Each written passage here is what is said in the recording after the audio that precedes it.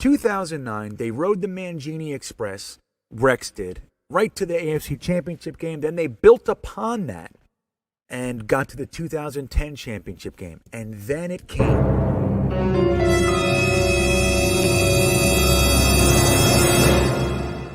The worst offseason in New York Jets history.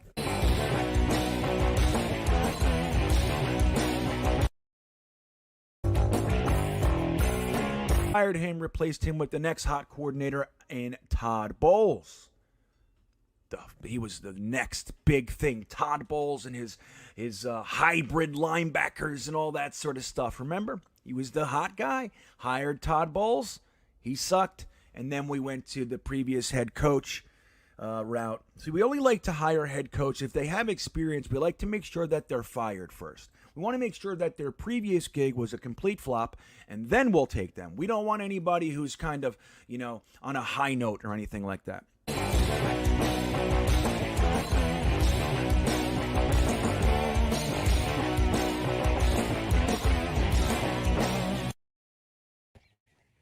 The first time I ever went to Los Angeles, I sat down at this little breakfast place right on Melrose Avenue, and I asked the waiter for a Taylor ham, egg, and cheese sandwich.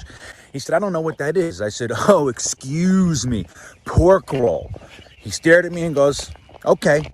Comes back out 10 minutes later with a pork chop, eggs, and cheese on a bun. I said, "What the hell is that?" It was fucking delicious. What's happening, everybody? Look at you guys. What's cooking, man? What is going on?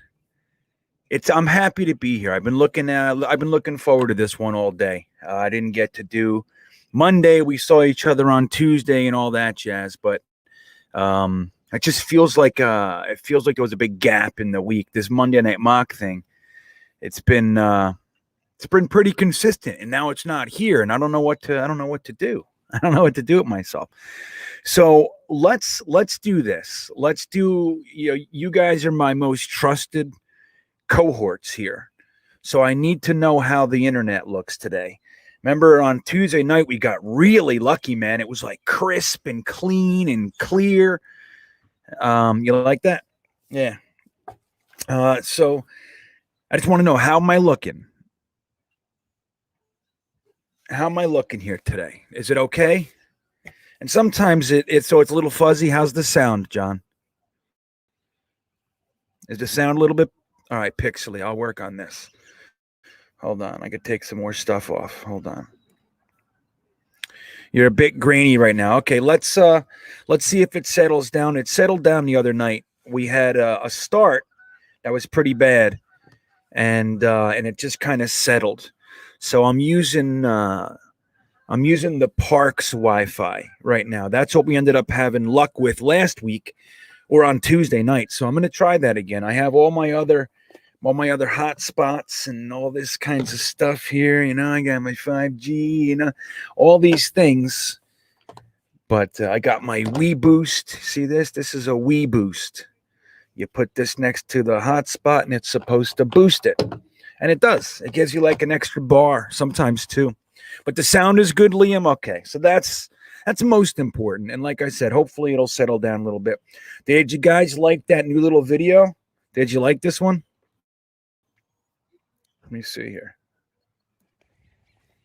The first time I ever went to Los Angeles, I sat down at this little breakfast place right on Melrose Avenue. It's a true story. I asked the waiter for a Taylor ham, egg, and cheese sandwich.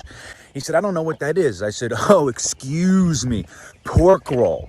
He stared at me and goes, "Okay." Comes back out 10 minutes later with a pork chop, eggs, and cheese on a bun. I said, "What the hell is that?" It was fucking delicious. Yeah, that was good, man. I'm glad, Scott. I'm glad. So it's funny because that's a true story. Like my first time in Los Angeles was 2002. I actually went out there to film a pilot for Comedy Central. It was called Comedia, and we went out there to film this pilot. And my first day, Well, we landed there, smoked a bunch of weed, did all that stuff. But then my first morning, I wanted breakfast, and I don't know anything. I think I was like 26 years old or something, 24, 25. And I just said, hey, Taylor ham, egg, and cheese. And they were like, what the fuck are you talking about? And I was like, oh, yeah, it's right. People call it pork roll outside of North Jersey. And he came back. It was a big, thick pork chop. And it was fantastic.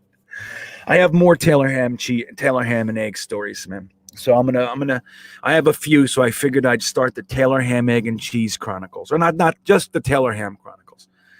And I know. So what's up, Asylum Reaper? I don't know if you've been around. Not with this name, right? We haven't seen you. We haven't seen this name in a long time. Friggle D, Derek, what's up, guys? Rockaway Archie, Ron Luisto, Joseph Schwert, Liam, yeah, man, Gitmo Bob, Frank Markopoulos, what's up, Manny Roman, Scott Wilson, Brian Sill, yeah, John Post, as always. Thank you, John, for helping out. Ant Jet, all you guys are here. All you guys are here. There's Jets by Jimmy. What? Are you going to do both today, or is there another Asylum Reaper? So, listen, let's start with this. Let me start with this, guys. Is anybody really hanging with bated breath on the jersey numbers? Is this something that everybody cares about? What's up, Craig? Good to see you here, buddy. Wait, real quick. You know, Craig is what should I call you, Craig? A director? Are you a producer? A director, producer? You know, are you in New Jersey, Craig? But anyway, Craig did a very famous movie. It's kind of like a cult classic. And I didn't even know it was him. I knew the movie. I knew it was about Otto and George, something that Otto wrote before he passed away. And I loved Otto. Otto was a very good friend of mine for a while. And I used to do shows and stuff with him all the time. And then I stumbled on, I don't even remember how exactly it happened, but I stumbled on you. I think you commented, and I don't know how. I ended up on your page, and I'm like, holy shit, that's him. And then we've been chatting ever since. Isn't that cool? You can give two shits, Paul. Oh, you're in Tampa. I was going to ask you to do something for me. I'm looking for somebody to document the Jersey Shore Coaster Tour on the 22nd. If anybody knows anybody who'd like to kind of, be a documentarian for that one day, let me know. Reach out to me, DM, because I'd really like to capture that. And I'm going to be up to my ears in stress, yelling at kids and stuff. So it's going to be hard for me. So anyway, if anybody knows anybody, let me know. Not necessarily here. It's going to get swallowed in the chat, but let me know. Reach out to me, DM on either Instagram or Twitter or email. And I'd be interested in hearing it. So yeah, Zach picked 2, right? Was that confirmed? I didn't know if that was confirmed. It was like kind of hinted. So let me ask you guys, do you guys care? Oh, got you, Jimmy. Yeah, Jimmy was Asylum Reaper in the game, and he didn't switch over. MC, I'll get there in a second. I see your question. It's a good question. So again, I'm going to do my best just to, this show is about the chat, right? As you guys know, I'm going to do my best just to look at what you guys are talking about and try to let you guys start all the conversations, and I'll drift off into my own world from there. You know how I am. But if you really want to get something across, make sure, make sure that it gets seen. Do a super chat. You don't have to or anything, but if I'm more likely to see that. But I'll try my best to look over the chat and just kind of get to what you guys want to talk about. So let's see here. So yeah, the number. We'll start with the number. So did Zach confirm number 2 yet? Is that absolutely confirmed? Let me see. I didn't know if it was confirmed. And so what do you guys think? You think it's better than 1? I look at 1, 2, 3, even 4. I know Brett Favre was 4 and everything, but most of them seem like kicker numbers to me, don't they? Like number 2, that just feels like a kicker. I don't really care one way or the other. He could be number 0. I wouldn't, whatever to me, as long as he throws touchdowns. But so what do you guys think about the number 2? You like 11, Ron? What's up, Robbie Oak? I see you, buddy. Oh, Rockaway Archie's got something. See that? He said, I called it. I said he was the second pick, so he should go with number 2. Not for nothing. Maybe that is what he's doing. He wants to tell the whole world there was only one guy before me in my draft. That's it. I was outside of the living legend. I was the first guy taken in this draft. You know what I mean? Tyler says not as long as he's not 6 or 14. You know, that's a shame too, because I like 14 as a quarterback number. I do. I like it. It's one of those numbers. I feel like 14 is the epitome of a quarterback's number. I feel like it's the center of it all. You can go 17, you can go 18. From there, you can go down to 10 and 11. But I think 14 to me is like, it's dead smack in the middle. And I grew up with it. There were a bunch of very famous quarterbacks when I was a kid. The one that comes to mind is Randy White. I don't know if there were any more. I mean, I know there were. I just can't remember who they were. But 14 is the one for me, you know? Yeah, what's up, John? I see you, Amarello. I see you, buddy. Steven Engel. Yeah, man, you guys are awesome. Rusty Spooner. Yeah, Winston Hill's in the hall. You know that. That's awesome. So I like that. I like the idea. I think that really helps me if he took number 2 because he's the second pick in the draft, and it feels different. There's purpose, and I can get with that. You know, Danny White. What I say, Randy White? Yeah, Danny White. Thank you, Paul Klein. I appreciate it. You know, in a subconscious place in my brain, I knew it was wrong. I just it made it through the catacombs of my thoughts. Thank you. Danny White. That's the guy I remember. Next thing we'll find out he was number 12. You know, shit like that. 7 3/4. Yeah. So what does Joe D'Angelo said? I'll take number 2. Maybe it means he'll be half of Namath until he gets 1 Super Bowl. Hey, man. 1 Super Bowl. It sucks to only have that hope of 1, right? Like, you know, it's like, dude, all I need is 1. And I'm like, what if we win 1 and it's just over again for another 30 years? Like, that would be terrible. But I got to say, let's just get the 1 and go from there. You know what I mean? Oh, my God. So number 12, yeah, gratitude, Steve. I like 12. I like 10, too. I really liked Chad. Neil O'Donnell was 14. I know. We had a couple bad ones. Sam was 14. You know? So Windsor, this he says, how do you feel about not having a vet in the quarterback room with Wilson? I think we're going to have one. That's just what I think. I wouldn't like it. I mean, look, the good news is we have a legitimate offensive coordinator and we have a legitimate quarterback coach. Let me look at the Jet staff. It's been long enough here. Right. Coaching staff. Let me see what we got here.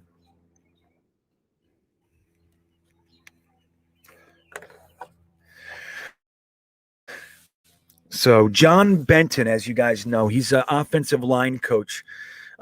Really widely considered one of like the top 3 or 4 offensive line coaches in the whole league. John Benton. They didn't think Saleh was going to be able to get him to go from San Francisco with him over here. So that's incredible.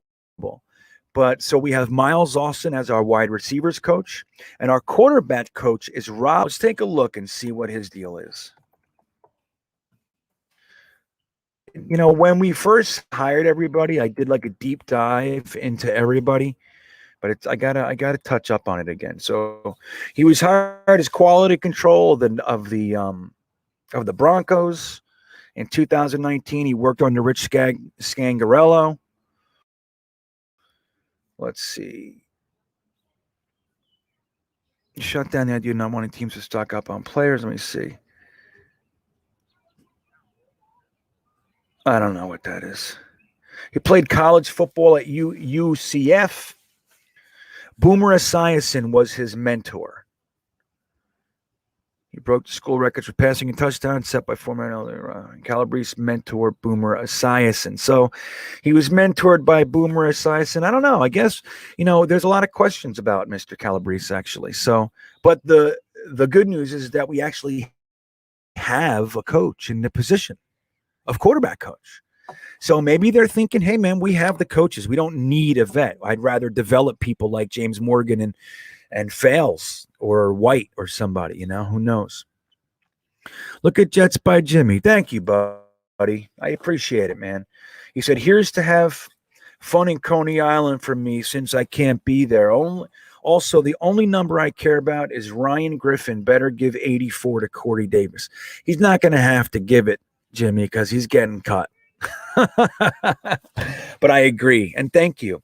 Thank you for Coney Island. Just since you brought it up, I'll remind everybody, May 15th, which is 10 days away, we're going to be meeting at the Coney Island Cyclone. Just Jets fans. You want to bring somebody else, that's fine, but it's for us Jets fans. We're going to meet at 11 a.m. in front of the Coney Island Cyclone and ride some coasters together, get some Nathans, and maybe even go to Spumoni Gardens. Sack Exchange on Twitter is really pushing for Spumoni Gardens. He wants us to go over there. Said it's one of the world's greatest Sicilian pies. So that sounds good. But as far as number 84, I mean, look, Ryan Griffin, this will be his third year here. So that's his number. So he does have some claiming rights, right? He's worn it for a while. But honest to God, I don't think he's going to make the roster. I don't. Like, if you look at our tight ends right now, so we have Chris Herndon, we have Ryan Griffin, we have Daniel Brown, we have Trevon Wesco, we have Tyler Croft, Kenny Yeboah, and that other guy, Connor or something or other, right? So that's 7 tight ends we have on the roster. Wesco over as a fullback, an H-back, so maybe you can have 4 tight ends. Maybe you can. You can anyway. You can do whatever the fuck you want.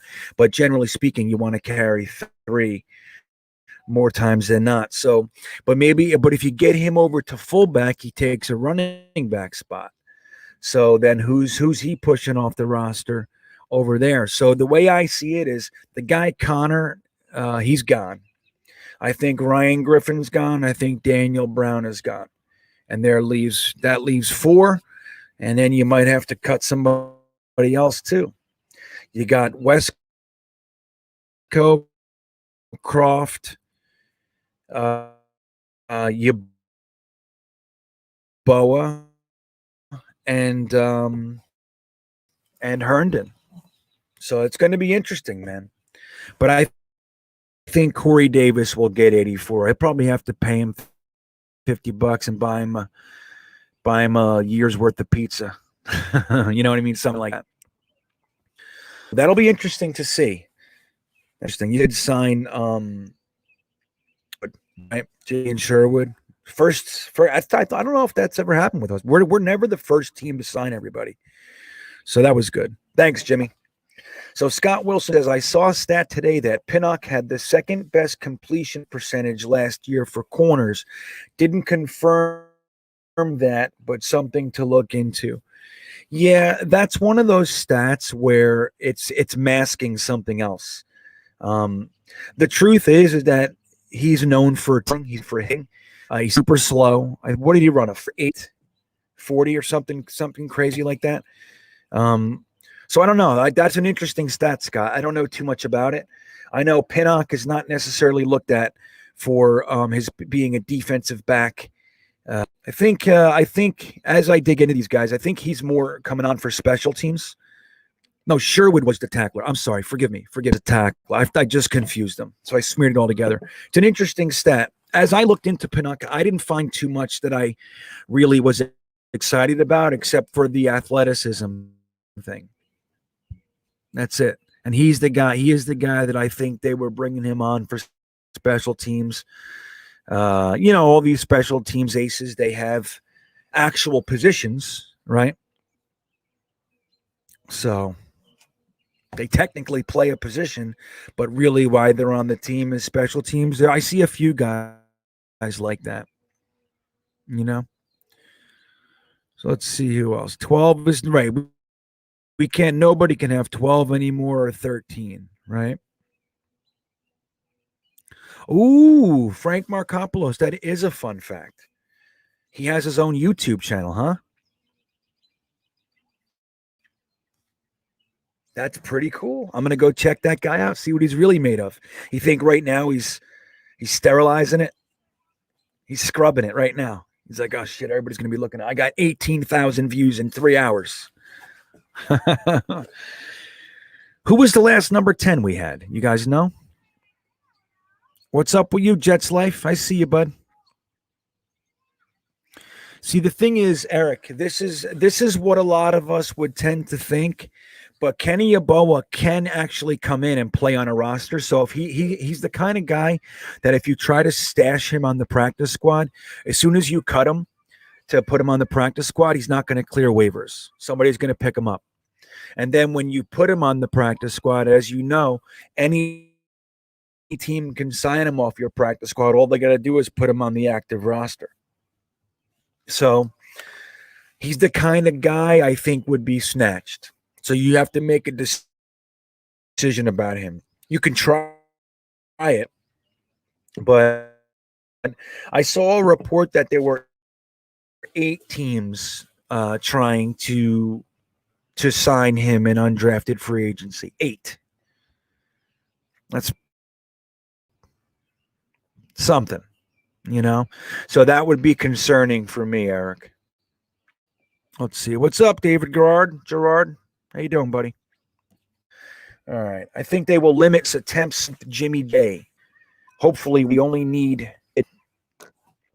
I don't know what I see. You know, it's interesting because LaFleur, we're all assuming that he's going to be a clone of Shanahan, right? But until we got Elijah Morgan, it looks like the skill players. I'm sorry, Elijah Moore, as they brought in free agency, they seem a little bit outside of Kyle Shanahan's typical skill sets. So I don't know. I'm not really sure what to expect with this guy. So I think it's going to be interesting. But I would say that they might phase him in Vegas. They might, but 10 or 15 passes a game, I think, is a little light. I'm thinking even on a light side, they would be like in the 20s. But I think that they're going to want to, very short order, they're going to want to show the world that they think this kid can light up the league. That's what I think. Interesting. Tyler T. Is that a sticker? Let me see. Doesn't say. Thank you for the super chat, Tyler. If you have a question, let me know. I see that you wrote Go Yeboah down here too. Right on, man. You know, I think he's fantastic. I just made a video on him today. It's coming out tomorrow. But yeah, I think he's fantastic. If once I kind of give you guys a little bit more of the backstory, of course you can go find it out yourself too. But I was really keeping an eye on him. I did a lot of tight end work this year. I like this class. And so I did a lot of work on the tight ends, but Kenny Yeboah was one of the guys that rose through for me. He was in my top 5 of tight ends, and getting him as an undrafted free agent literally saved the day for me, because taking guys like the defensive tackle, even Pinnock and some of the other guys, I was just like, what are they doing? This guy is absolutely worth picking. He's better. So I was pissed off that they didn't take him. And then hearing right afterward that they grabbed him, that saved it for me. I was like, okay, got to give Joe Douglas a moment. You got to give him some time, right? So, my audio's breaking up. Damn it, man. Come on. I thought I was going good here. Let me see. Let me see here what I got running. You know what? There you go. Maybe I think that's going to help. Okay, so let's see. So Tyler, thank you for the super chat. I appreciate that, man. If you have another question or anything, I'll look for it. You tell me. Super chat as well. If I don't see a question, but thank you. If you have a question, put it in there. I'll look for you too. Gratitude, Steve. Just keep me aware. If you have a question that you just didn't do it right or whatever, just write a question in the chat. I'll look for it.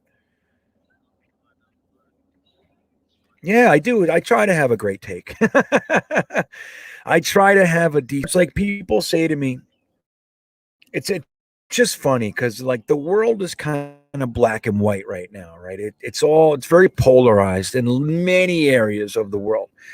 But it's funny because last year, like toward the end of Gase, I was rooting for losses. I was rooting for losses. I wanted Trevor Lawrence. I wanted to have, and even if it wasn't Trevor Lawrence, I wanted to have the number 1 overall pick. I wanted that. I wanted to earn that and get something out of this season. And I was told many times last year that I'm a negative Nancy. I'm a doom and gloomer, which was new for me because I'm not really a doom and gloomer. And then it's funny because since we fired Gase and hired Saleh, I get accused all the time of being a homer, which is fine. I am kind of homer. But I'm not like a blind homer. There are guys that defended Gase all the way to the last second. And I said, I don't even know what you're doing anymore, man. Like the guy's clearly hot garbage. I don't know. So like for me, what I'm trying to do really to the best of my ability is I'm trying to be objective while still being a fan that roots for the team. I'm a fan. You know what I mean? So I don't want to lose sight of that. I'm rooting for this team. At the same time, I don't want to just say everything that they do is great because I don't. And you guys saw me during the draft. I was not feeling that way, man. I needed to research. I needed to see because these names, some of these guys, there were 3 guys. So we couldn't have looked at them if we wanted to, unless you're just going through rosters. But I look at all the big boards that are out there. I look at all kinds of stuff. You know, I'm not a professional scout. I don't have all day. It's not my job. But I do it as much as I can because I like it. But it's like, you know, when there are guys that aren't even out there, we're taking things available to us to research, unless you dug through rosters. So that's why when I was hearing names like Jamie Sherwood and Jason Pinnock and, you know what I mean? I wasn't happy. Sherwood was okay, especially as soon as I found out he was a line. You know, they were looking at him as a linebacker. I said, okay, and he's a super tackler, so that's all great. I'm with it. You know, I'm with that. Not the guy I would have wanted, but that's fine. They do much more deep evaluation than I do. You know, so but like Jonathan Marshall, and I know it's funny. All I say is like I don't like the pick. I don't like the pick. It doesn't mean I'm not rooting for him to make it. Doesn't mean that at all. But I don't like the pick. Like I would have preferred a guy like Dylan Moses. I would have preferred Kenny Yeboah before we got him. There were quite a few guys I really liked. And it's funny. People are like, yeah, but you know, he's so athletic or this and that. And that's fine, man. But like me as the fan, I'm trying to be, it's okay. It doesn't mean I don't like the draft. I just don't like that pick. Just like last year, I didn't like James Morgan. I didn't like it, man. I didn't like that pick one bit. It's weird thing is I liked every other pick. No, I didn't like Ashton Davis either. Until later. You know what I mean? Especially once we traded Jamal, it all made sense. So, anyway, thank you, buddy. King Blaze, what's up, buddy? Thank you for the super chat. Jets defense was a top 10 D. Now we automatically be a top 10 with this draft. What do you think? How good will the Jets be? Well, last year we weren't a top 10 D, right? And I don't think we were. I think we were a little lower than that. But the year before we did a really amazing job. Greg Williams did an amazing job, in my opinion. And Jamal helped too. You know, like don't forget, Jamal's still a good player. He's not worth what he thinks he's worth. And he's certainly not worth what Seattle gave up for him. But he's still a good player. He's a good tackler, all those things. So he helps. But I think last year was disappointing to me. I looked at guys like Jordan Jenkins, like he was coming off his career high in sacks. and he went out to the free agent market, didn't get what he wanted, and we signed him for 3.5 million. And you thought like he was going to come in and like really want to prove himself, and he did nothing. He got like one sack or something. So there was a lot of disappointment for me. I'll tell you what I do think. I think that we're seeing the shift over to the premium positions. Let's say this, the premium draft picks being used on more important premium positions that affect the game. And sad to say, look, I played defense my whole life, man. I'm a defensive end linebacker by trade. Like, that's how I think. I think, and you ain't coming over here. That's how I think as a football player. But the league has changed. It's not Rex Ryan's game anymore. It's just not. So seeing us use the top 4 picks on offense was exciting to me. Last year, seeing left tackle and 6'3" wide receiver used, that was our first 2 picks. That's exciting to me. It makes sense to me, like as trying to become part of this new league. New. It's like 20 years it's been like this, but for us, it's new. So I think our D, this is the first year, King Blaze, that we're adding that we're really addressing the pass rush. And that is what's going to be the distinguishing characteristic of this defense, because we already have decent cornerbacks. I mean, at least one. I love Bryce Hall. I don't know if Blesson Austin can make. I don't know. Looks more like a reserve to me. But with a pass rush, man, when you have a 4-man front with guys like Carl Lawson, Quinnen Williams, John Franklin Myers, Vinnie Curry, Sheldon Rankins, and then the young boys coming in, the Zunigas, the Huffs, the Rasheeds that we just drafted or signed in free agency, undrafted free agent. I think we could be a pretty damn good defense. But I'm not looking for this year to be top 5s in anything. I'd like to see our offensive line a top 10 line, and I'd like to see us have an effective pass rush. Other than that, I want to see Zach Wilson look like he's a real quarterback. I want to see more touchdowns and interceptions, simple things. But I don't know. I think we're going to be pretty competitive. That's what I really do think that. I think that the guys we have leading the Jets right now, that's how they're built. They're competitive. They're not like Adam Gase, who just stood there stoic on the sideline, never showed anything. Look at Todd Bowles. For 4 years, we saw a guy barely speak on the sideline. How do you coach a football team of 53 men and 30 coaches and 80,000 people in the stands and not speak?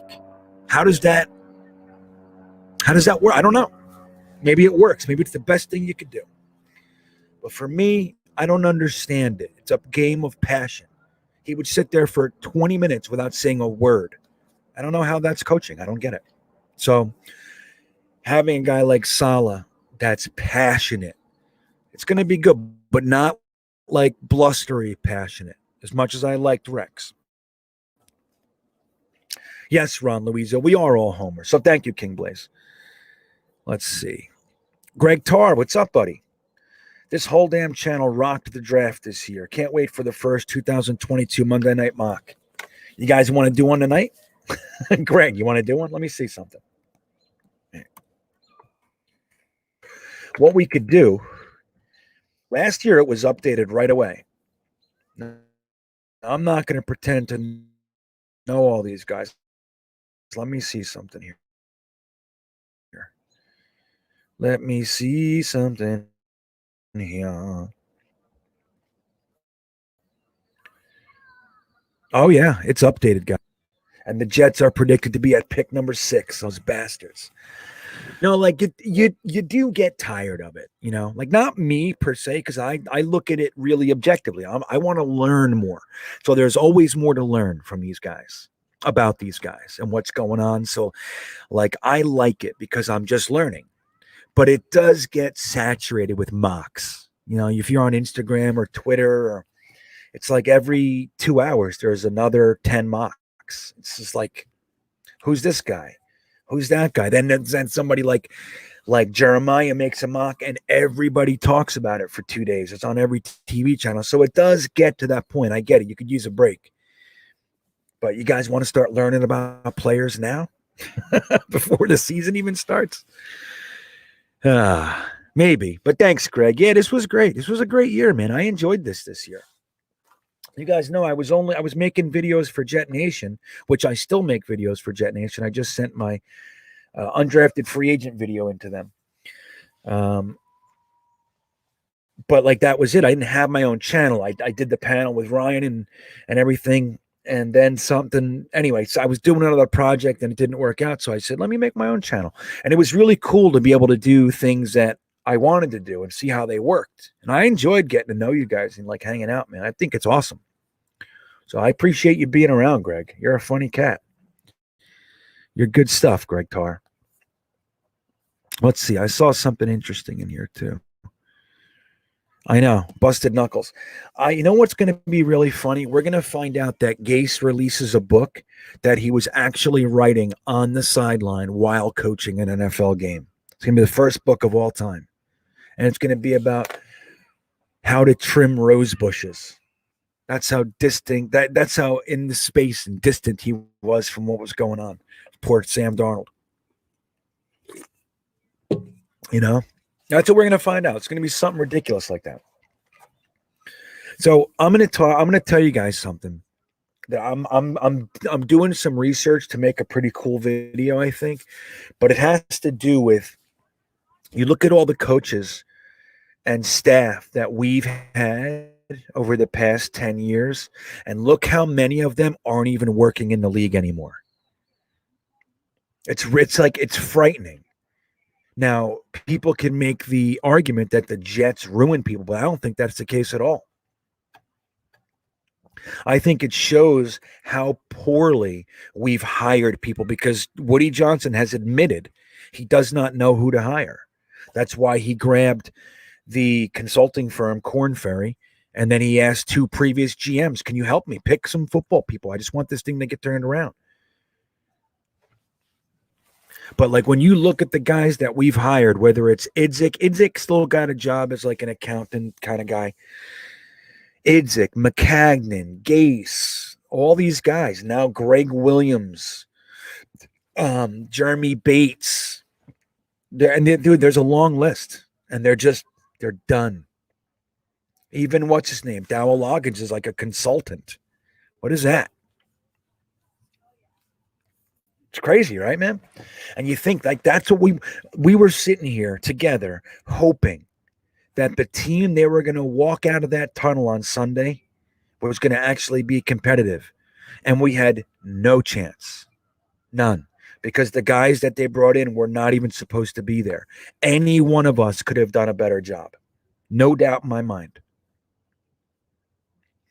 What's Frank? Yeah, Kayvon Thibodeau. Right? Is that how you say it? Thibodeau. Yeah, Frank Markopoulos. That's a good one. Seattle goes 1-15 and we get the number 1 pick. And then Carolina goes 3-13 and we get pick 33 or 34 as well. Wouldn't that be nice, everybody? That'd be good. You think of what Joe Douglas has done, guys. Think of what Joe Douglas has done in 1 year. A year ago, just before the draft, like right now, a year ago, we had Jamal Adams, we had Sam Darnold, we had Adam Gase. It's a whole different world. He took that and made it into 2 firsts, 2 thirds, 2 seconds, 5th, 6th, you know. That's what he did. It's impressive, man. In 1 year. Without even doing like the Miami Dolphins, what they did was they like traded their left tackle. You know what I mean? Like, yeah, they got good value for him, but it's like, dude, he's a dominant left tackle. So you lost somebody that was actually affecting the game. They made that decision. We didn't do that. We got rid of guys that really weren't doing that much, and we got similar value. Not as much, nor should we have. You think, Liam? All right, I'm going to share my screen so we can see this thing. Hold on. Let's see.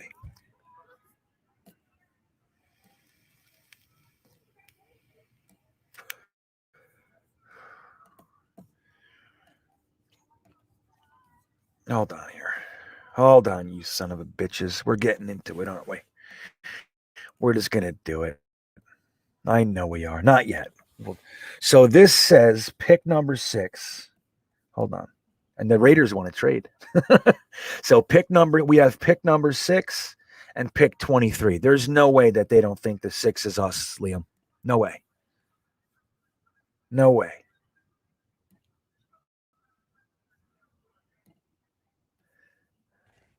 The first time I ever went to Los Angeles, I sat down at this little breakfast place right on Melrose Avenue, and I asked the waiter for a Taylor ham, egg, and cheese sandwich.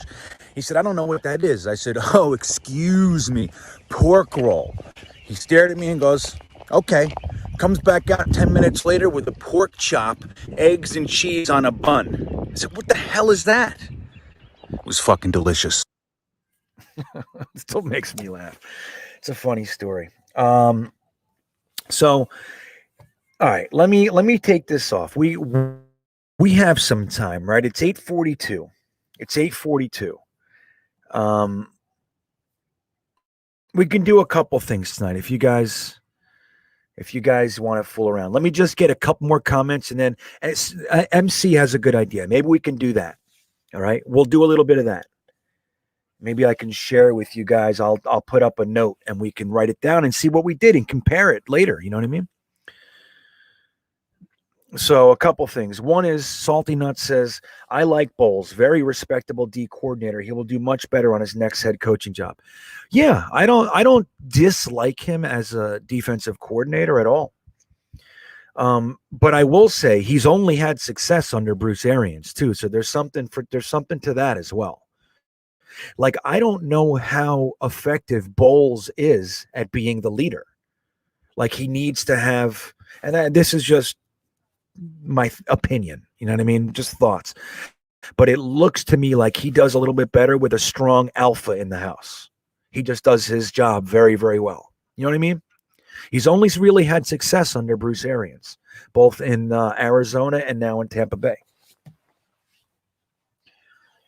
But let me tell you something, man. Bowles, so just Salty, just so I can say this, though, like, I don't want to throw stones at Todd Bowles, but Todd Bowles hired 3 offensive coordinators in 4 years, and 2 of them were retired before he hired them. So fuck that guy. We dealt with it. You know what I mean? We had to deal with that. How is anybody supposed to succeed having a different offensive system every year? And you know why he got rid of Morton, the guy he hired second, because he was throwing the ball more than Bowles liked. He came in and made Robbie Anderson and McCown look good. That guy was a decent offensive coordinator. We had him for 1 year and Bowles got rid of him. Why? To go bring in Jeremy Bates from the woods? Why? So that's the thing. Like, when these guys, like, it's like, look, I'm not going to say I hate anybody as a man, right? I don't know them as men, so I'm not going to do that. But the one thing I can tell you is that we were stuck right here having to endure their bullshit. So when it doesn't work for me and they leave, I want them to fail. And we paid Bowles for 2 years after he was gone. He just got off the books right when Gase was fired. You know what I mean? So screw that guy. I don't know if he'll do better. I mean, I think he's got a better shot. He probably learned a hell of a lot in those 4 years as our head coach, but fuck him. What do you think of that, Salty Nuts? And I'm going to keep MC's ID up there. Sayron, what's up, buddy? Joe Douglas did the same thing for the Eagles, and they're not the same when he left them. Yeah. Well, you know what's funny? I have a couple really good friends of mine that are Eagles fans, guys that I'm very close with. And I was talking with one last week, like before the draft. And he said, you know, the thing is with Howie Roseman, the word on him is that he sits there, he listens to all of his scouts and like in coaches and everybody, and then he does whatever he wants anyway. So that's why, like, all these people have a problem with him. Like, the fact that they got rid of Doug Peterson for Roseman, it doesn't, I don't know. It's to me, it seemed like Peterson was, dude, he took them to the Super Bowl and won it. You know? Now, granted, Frank Reich did a really good coaching staff, but I don't know. Howie Roseman, I don't think he's long for the Eagles job. I really don't. I think they're going to learn that he was a problem. He had really good guys underneath him. And as they've slowly chipped away and left him alone, he just makes his own decisions against what his whole staff says. So it's not working.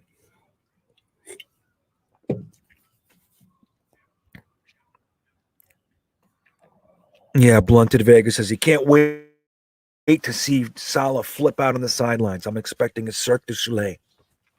I added Soleil. I hope you don't mind. Yeah, I can't wait to see our coach have passion. Like when they make a good 4th and 1 stop and he's like meeting them on the field, like raw, you know what I mean? Or pumping them up before the play. I can't wait to see it. We've had coaches that didn't remember like that play, the Lamar Jackson against the Raiders, the touchdown at the end. Remember? They showed, and you guys all saw this, they showed Adam Gase. That's the most important play of the game. And they showed Adam Gase wasn't even watching. He was over there looking the other way, talking to somebody. Couldn't care. It's like, not to keep doing that, but, that's the difference.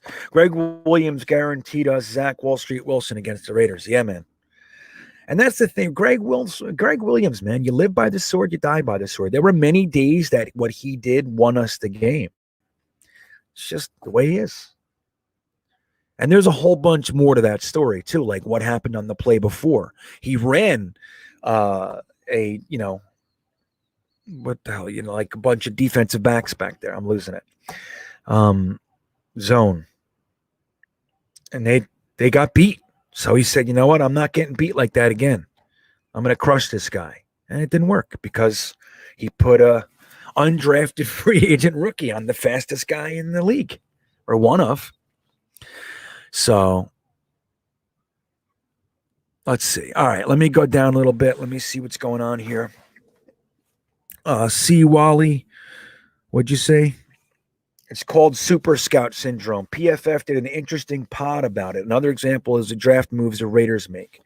You know what? I'm really interested in. I didn't see that, C. Wally. That's something that's right up my alley. I would like to get into some of the psyche behind, situations like that. Super Scout Syndrome. So like they're the one, right? They're nobody knows as much as me, kind of a thing.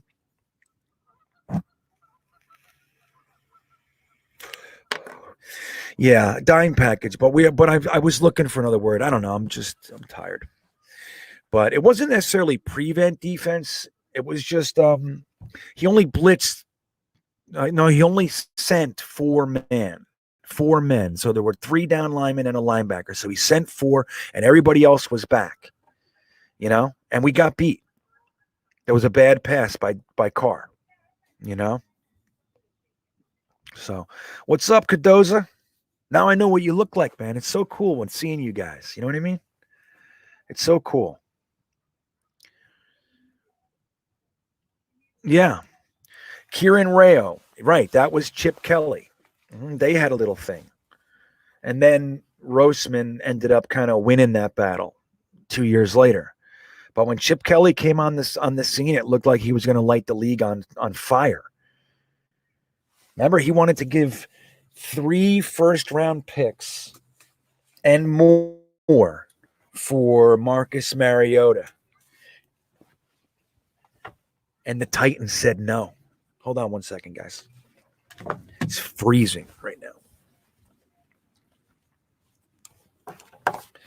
It's really cold. I wish I had like a heater out here. I'm outside.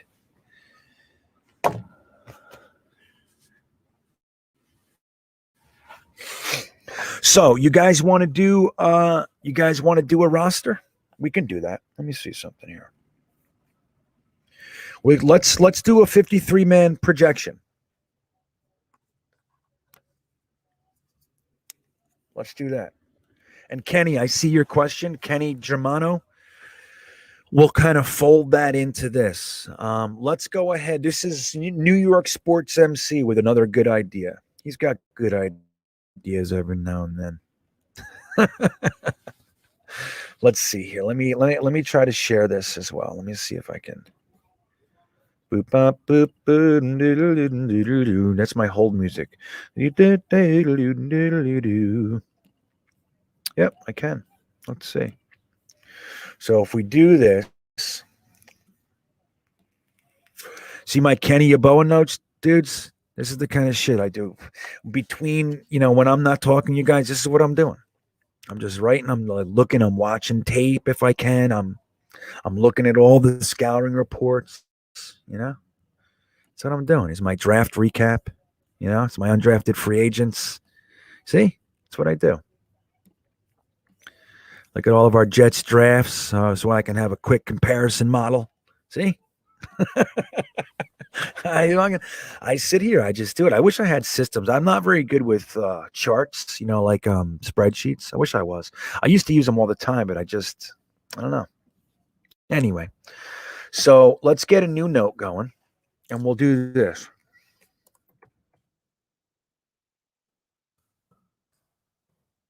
Come on.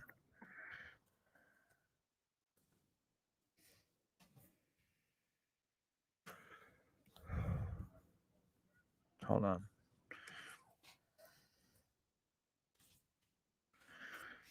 This is what you guys, let's do this. Quarterbacks. This is what we're going to do, guys, okay? We want, let's not get nuts with it, of course, but this is something that we'll go ahead and we'll jot this down. And then later on, we can see how we did. Like when the roster's actually officialized, we can, you know what I mean? We can do a little comparison. Does that sound good? Hold on. I'm here. I'm still here.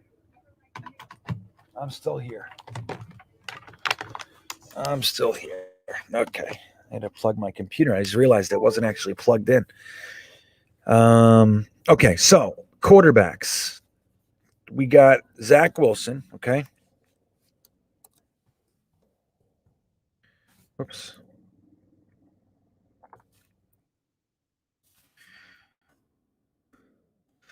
So we have Zach Wilson. Who do you guys think is going to be quarterback number 2? You think it's going to be a vet? Do you think we're going to hire a vet, and so we'll write vet there? What do you guys think? Wilson, vet, Morgan. Right. Jordan, Victor. That's kind of what I'm thinking.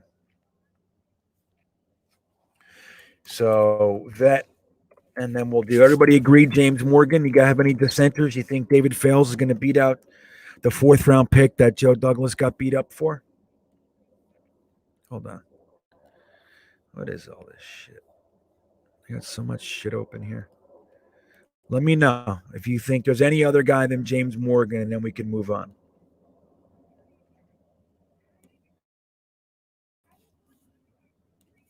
How's my internet? Is it still okay? It's got to be a vet, right? Morgan. Okay, so we'll just do Morgan, and we'll even. How about this?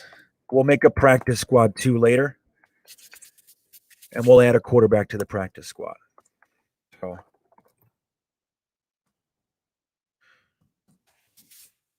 What is that? Okay. All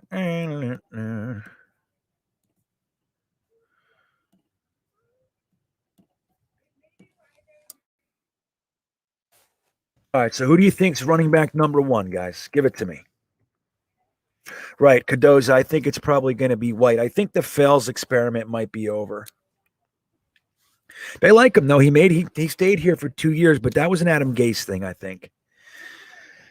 Let's see. What's Eagle Fang saying? People are agreeing with him up there. What's he talking about? Where is he? Where's Eagle Fang? I think quarterback 2 will be Morgan, and 3 will be White. Interesting. Morgan is going to be White. Ooh, what the hell has happened? See that? Okay. So, all right, but let's leave it like this for now. We'll even take a guess. I actually agree with MC. I think it's going to be Hoyer. That's what I think.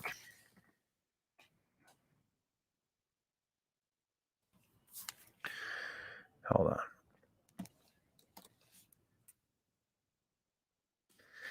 All right, so who do you think running back number 1?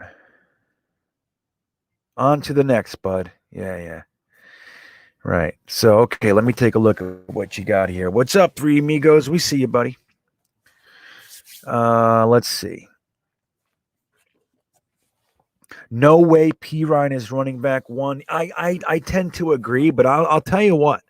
A lot of people are looking past him this year, and I think they're gonna see that that's really not gonna happen. I think P. Ryan's an absolute lock. I'd be very surprised. Nobody's a lock, but I'd be surprised. So I agree with you think it's gonna be Carter, right?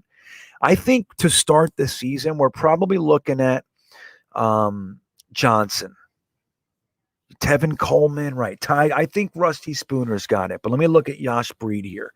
So Yash Breed is saying Carter, Coleman, Ty Johnson, P. Ryan. What about Josh Adams? You think he's the odd man out, Yash?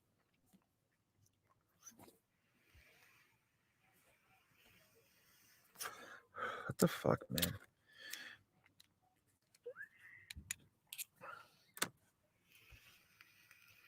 All right, so I'm just trying to look over what you guys are saying. What's up, Cravat? Good to see you, buddy. I know you can't sleep on any of the guys. That's the thing. Joe Pekulik says running RG3 for backup. Yeah, I don't know. I think it's too different of a skill set. That's interesting. I see you though. I see it. We have a better record. Will we have a better record than the Jags? I think so. All right. So he thinks, let's do this. We're just going to get the running back. We don't necessarily need to stumble over who's first. Let's do Ty Johnson. Whoops. Something on my keyboard. I can't figure out what it is. I don't know what it is. All right, let's do Ty Johnson. We'll do LaMichael Pirine. Do Michael Carter. And you think I actually think Coleman's going to be the odd man out. That's what I think. So let's do it. Who do you think it's going to be? Michael. I'm sorry. Tevin Coleman or Josh Adams? Who do you think's the odd man out? Let's just do that. I agree, Cliff. I think P. Ryan's going to be around here for a long time. Cliff nailed it. He's going to be the next Bilal Powell, and not the same skill set, but he's one of those guys. He's not like spectacular at anything, but he's really solid at everything. He does everything well, and he's much faster than people think he is. When his play speed is significantly faster than his testing speed. Adams is out, you think, Morgan? Tevin Coleman. Yeah, let's just do that. Tevin Coleman or Adams, who's out? What's up, RTM? Coleman is definitely going to make the team, you think?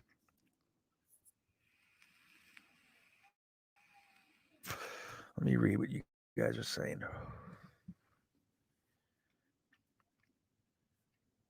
Adams is out. It's really right down the middle, so I'm going to make the decision for now. Okay? And we'll even put Tevin Coleman. So here, let's do this. I think Josh Adams is keeping that roster spot, and I think Tevin Coleman is out. But let's do this. This will make everybody happy. What do you think? You like that? Yeah, boy. Okay, so let's do this. Let's do this. Wide receivers. Wide receivers. Okay, so we got wide receivers. Who do you think's our starting wideout? Like wide receiver one. Who do you think it is? You think it's Corey Davis?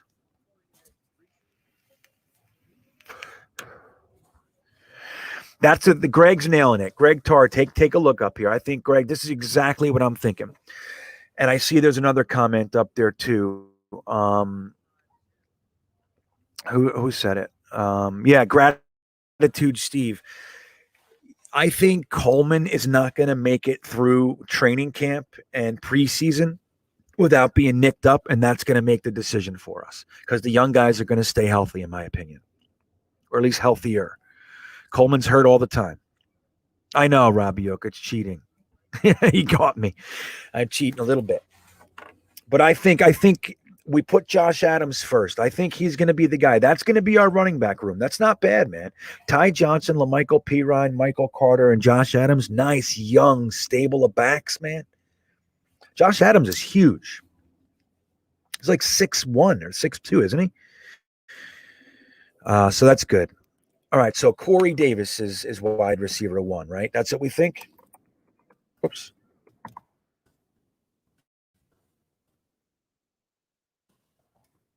We got Corey Davis.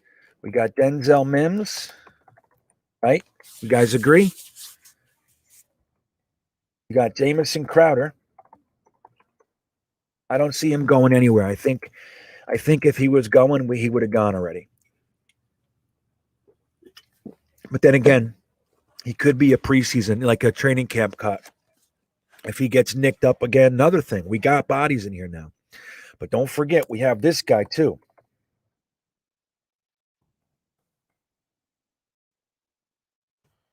We got Keelan Cole. We have Elijah. How many do you think we're keeping?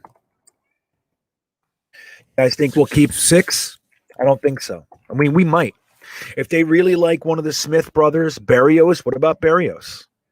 You know, Berrios plays special teams. Berrios is a dependable punt returner. You know? I agree, Cravat. That's just my thoughts. We could be wrong, but I think if Jamison Crowder was going to go, he would be gone. They would have recouped the money and used that to they would have used it for some money. You want the rookies in at wide receiver. So don't forget, look, we have guys like Lawrence Cager sitting around. We have Jeff Smith. We have Vincent Smith. We re-signed both of them at least to be there for training camp. We have Braxton Berrios. Did we let Michael Campbell go? Is he gone? I think he is. I think Michael Campbell is gone. So you think we're going to keep 6? So all right. So if we keep 6, I think you gotta keep Berrios, man, because he at least has a dual role. Look at these receivers though from last year, right? We have Corey Davis, Denzel Mims, Jamison Crowder, Keelan Cole, Elijah Moore, and then one of the other guys. One more guy. I think it might be Braxton Berrios, and I'm rooting for Vincent Smith. That's my guy. I think he's got so much talent that it really sucks last year, because last year was a throwaway year in many respects, and Vincent Smith was penciled in to have a role, a starting role, like he was the third wide receiver. So he could have been there. He could have really showed the world what he could do. He could have used last year to really show everybody if he can make it or not. And he was hurt all damn year. It sucked. So we good with this, you think? I know, Friggle D. Lawrence Cager is a needed skill set, dude. That guy's 6'6". You know what the problem? And he can catch. He's fast. He can catch. He high points the ball. Not that he needs to. He's 6'6". He doesn't need, but he'll go up and get it. But the problem with him is he literally has never stayed healthy for more than a couple of games at a time. Never. Not in his whole career. So Greg Tarr says Berrios is history. MC, all right, interesting point. New York Sports MC says one of the Smiths will make it. Berrios is trash. They added returners, so we don't need him. Okay. You guys agree? Take Berrios out and add. Well, who's the returner then? Who do we got? I don't want to see Elijah Moore returning punts. Do you? I always get bothered. It always makes me nervous when one of the guys we're depending on for our offense is out there on special teams who has a punt or kick returner. Like I liked guys like Brad Smith, Leon Washington, Leon Johnson, those guys. What was that cornerback's name? Remember, I brought this up a while ago. He was number 21, I think. He was a second-round pick. He ended up being pretty good for us. And then you had Joe McKnight for a little while. Keelan Cole's a punt returner too. That's right. Okay. So then let's take Berrios off, because that's a good point. It's a good point. So we'll take which Smith? Which Smith? Which Smith? We got Vincent and Jeff.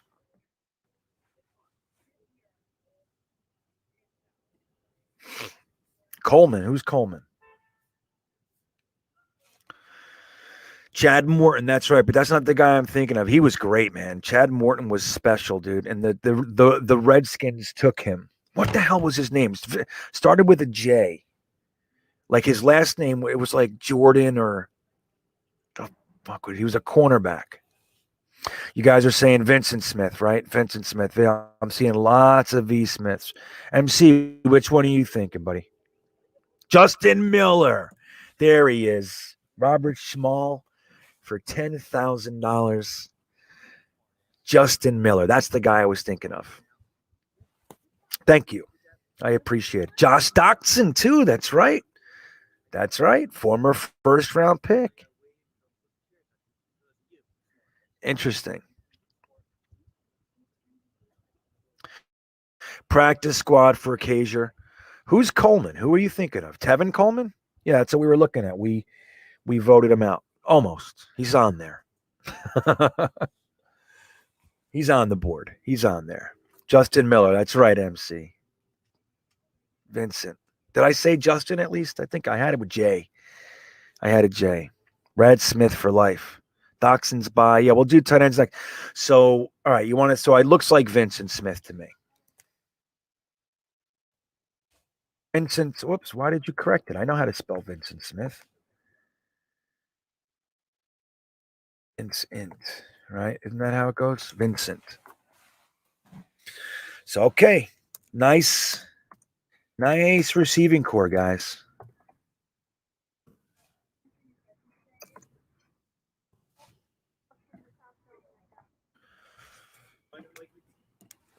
Look at this. Okay. I know. Rest in peace, Joe McKnight. I agree. Yeah, Keelan Cole. Right. He's on there, buddy. He's on there, CC Ryder. That's another guy, right? Joe Pekulik has it. I mean, so that's the thing. Like when you look at last year, the guys we had, right? So we had Josh Doctson and Brashad Perryman, two guys that he took a swing on. You know what I mean? He took swings on guys that had tons of upside, but their problem has been health, right? And then you look at this year. You know, Denzel Mims was even hurt. Everybody was hurt last year. It was incredible. But Denzel Mims is not known as somebody who's injury prone. He did have the wrist injury, the broken hand or whatever it was in college, but he's not an injury prone guy. But last year he couldn't shake those hamstrings because our training staff sucked. You know? So this year, look at that receiving core. Corey Davis, Denzel Mims, Jamison Crowder, Keelan Cole, Elijah Moore, Vincent Smith. The only guy known as really having a yearly injury is Jamison Crowder. Vincent Smith's not known for injury either, even though last year he was injured most of the time. You know?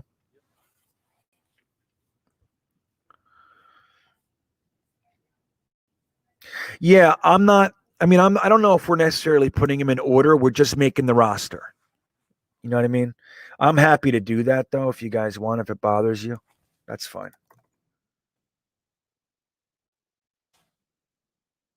That's fine. We just want to get our guys. Keelan Cole, there he is. All right, so tight ends. Who's tight end number one? You think this Herndon guy is going to make it? I think they're looking to get rid of this cat. They're actually not, because they would have drafted more tight ends. They would have gotten a tight end earlier. Although Kenny Yeboah, man, if we would have taken him in the fourth, I would have been ecstatic.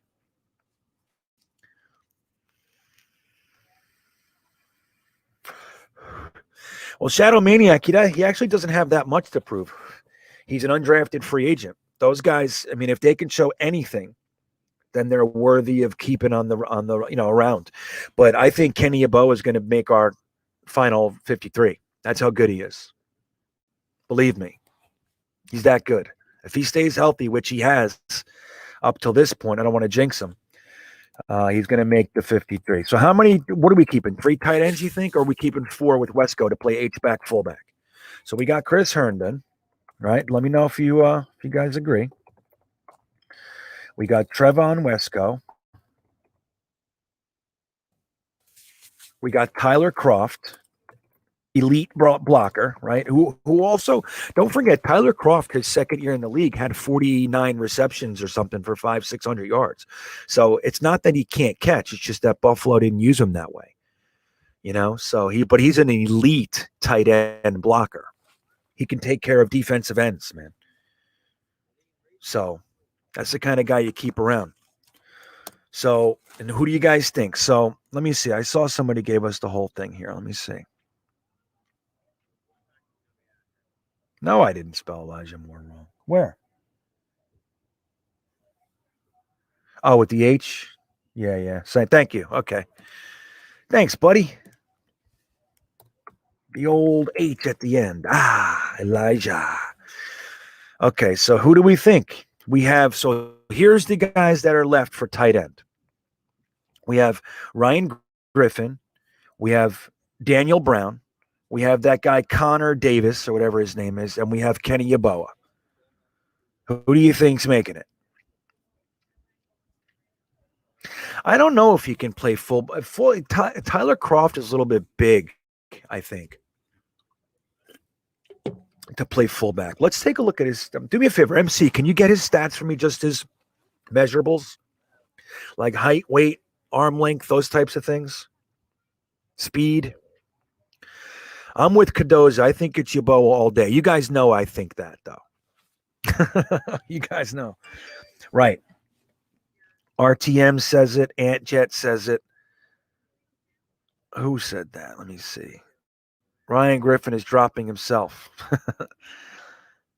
Yeah, I don't see. The thing is, Scott, I don't know if Kenny Yeboah is ever going to be tight end 1. He's going to be one of those guys that's complimentary, but exceptional compliment. You know what I mean? But dude, he's already improved his blocking. Don't forget, when he came into college at Temple, he was a 6'4", 215-pound wide receiver. So he put 35 pounds on in the last 3 years, 4 years, really. Actually, no, 3 years, 3.5 years, 4 years. He gained the weight of muscle, slow and steady under Matt Rule. And then when he transferred over to Ole Miss under Lane Kiffin, that's when they finally started to use him as a pass catching threat. And he had 6 touchdowns.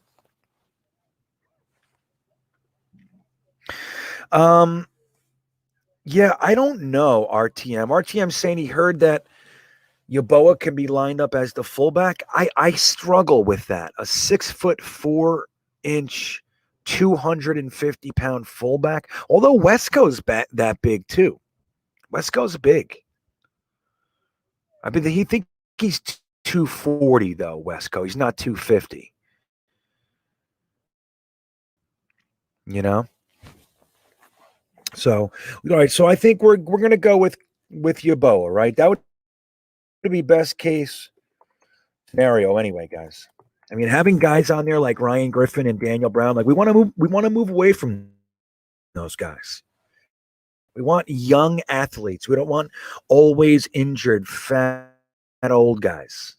You know what I mean? Slow and cloddy. Who the hell wants that?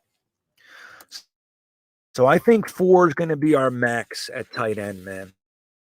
And Trevon Wesco is probably going to fill. Maybe Tyler Croft. Let me see if MC got those numbers. You got that? Well, he's not a bad blocker. He's just not a good inline blocker yet. He's actually very good at the second level. He's good with linebackers and defensive backs. He's an effective blocker back there. He does okay when he's inline, but that's the area he needs to work on. 2 areas of his game. One is the inline blocking, and the other one is his route running. He doesn't have real crisp routes yet, but he will. You can work on all that. Exactly, Kenny. Let's see. Wesco is 6'3", 70? No, he's not. He's 240, bro. There's no way he's 270. I'd be blown away. I'd be blown. CFMC. Yeboah wouldn't be a good. Yeboah's. I disagree. That's okay. Wesco can really block. I like him for a fullback. Yeah, Pitts isn't exactly blocking tight end either. Greg, you did in the last year from his from 2019 to 2001, he gained Kyle Pitts has gained 12 pounds and specifically spent the entire offseason working on his blocking. So that's the kind of guy, man. And like when guys are showing that kind of work ethic, Kenny Yeboah was the same type. Like he gained the weight necessary, he added the strength necessary, and he worked on skill. It end. They kind of made him into one. And Matt Rule, if it wasn't for Matt Rule, he would have been a big failure, a big flop. 6'4" wide receiver that's slow and can't block. You know. Let's see. Where's MC? How big is Tyler Croft? 267. Who is? Plotty. What are you trying to say? Hey, man, nothing. Uncle Iro or Iron. Well, let me see. You guys are out of your fucking minds. Trevon Wesco. Let me see.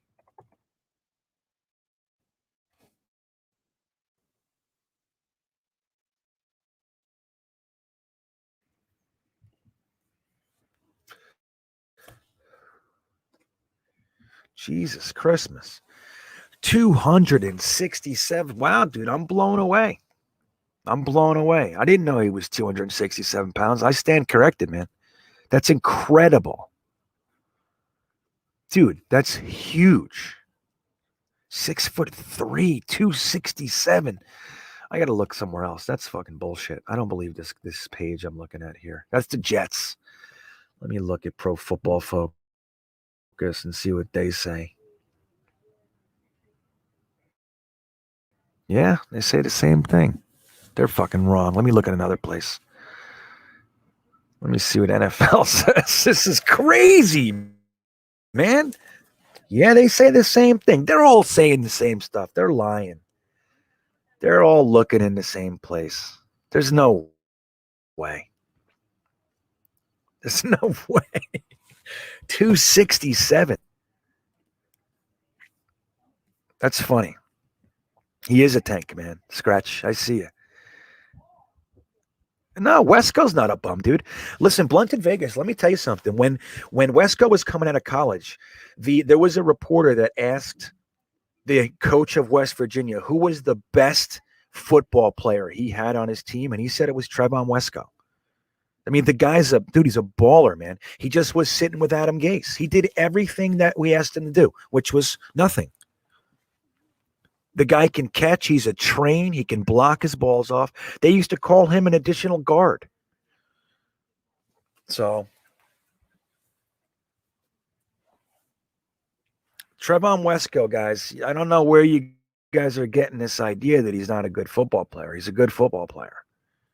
He really is. Now, he might never be, the Kittle and Kels and all those teams. He's never going to be that, most likely. But, dude, he's the kind of guy you want on your football team. 267. He'll run people over. And the thing is, he's got much better hands. So Croft is actually 6'5", 252 pounds. So he's smaller than Wesco. I'm telling you, I was convinced Wesco was 240. That's incredible. I'm blown away, man. This is the big thing for me tonight. I can't even fuck. You know how big that is? 6'4" or 6'3", 267 pounds. That's incredible. So it's good though. But look, and even if a guy like Wesco doesn't make the roster, that means things are going well. But he shouldn't be beat out by Ryan Griffin and Daniel Brown. That's what I'm saying. There's no way. If you have young guys like Kenny Yeboah, Trevon Wesco, and even Chris Herndon, who I'm rooting for him, but I'm about done talking about this guy. You have Chris Herndon, Trevon Wesco, Kenny Yeboah, and a Tyler Croft on your that's a nice, formidable, if not spectacular, but it's a formidable tight end room. And they're laying the wood, dude, those guys. Except for Herndon. Herndon's not a good blocker. So look at Wesco, then Yeboah on images side by side. He makes Yeboah look thin. He was awesome in college too. Yeah. He was, man. Every time he ran, dude, there's like 3 separate highlights of him knocking people's mouthpieces out. Like chunks of their helmet fly off when he lays down. He lays on him. Like lays into him, I mean. Yeah. And so like the thing is this, here's what you really want a tight end to be when you have a receiving core, like, so you have Corey Davis, Keelan Cole, and Denzel Mims, these big contested catch guys with legitimate speed. Let's not forget, man, Denzel Mims runs a 4.38. Let's call it a 4.4. He's fast for 6'3". He's fast. Okay. When you have guys like that running around, then you have guys like Jamison Crowder and Elijah Moore running around underneath. And then you have running backs like Michael Carter and LaMichael Pirine and Ty Johnson running around. You want your tight end to, number one, be able to give your tackle an extra second with the defensive end. And you want him to be able to peel off. And if everybody's covered, you want him to be able to catch the ball on a 5 to 10 yard scrape over the middle and lay the wood on the defensive back who tries to tackle him. That's it. Like, that's what you want in your tight ends. Now, if you can get one of those rare Antonio Gates, Tony Gonzalez, great. But that's not what you need. What you need is a guy who can block and who can catch the ball and save the quarterback when the guys are covered. That's what you want. And some plays will obviously be designed for the tight end, but you want him to be the quarterback's best friend. When you look at all these guys like Richie Anderson, Gerald Soule for the Jets, when you look at guys like Jason Witten and Moose Johnson for the Cowboys, and it goes on and on, Todd Heap for the Ravens, that's exactly what they did, man. They would pop the defensive end, help out with the blocking for a second, and they'd be looking for Michael Irvin down the field. He's covered. You throw it right to Moose Johnson. And they have too many people to focus on. So he makes a 7-yard pass into an 18-yard gain. That's what we want. So anyway, I think Kenny Yeboah and Trevon Wesco do just that.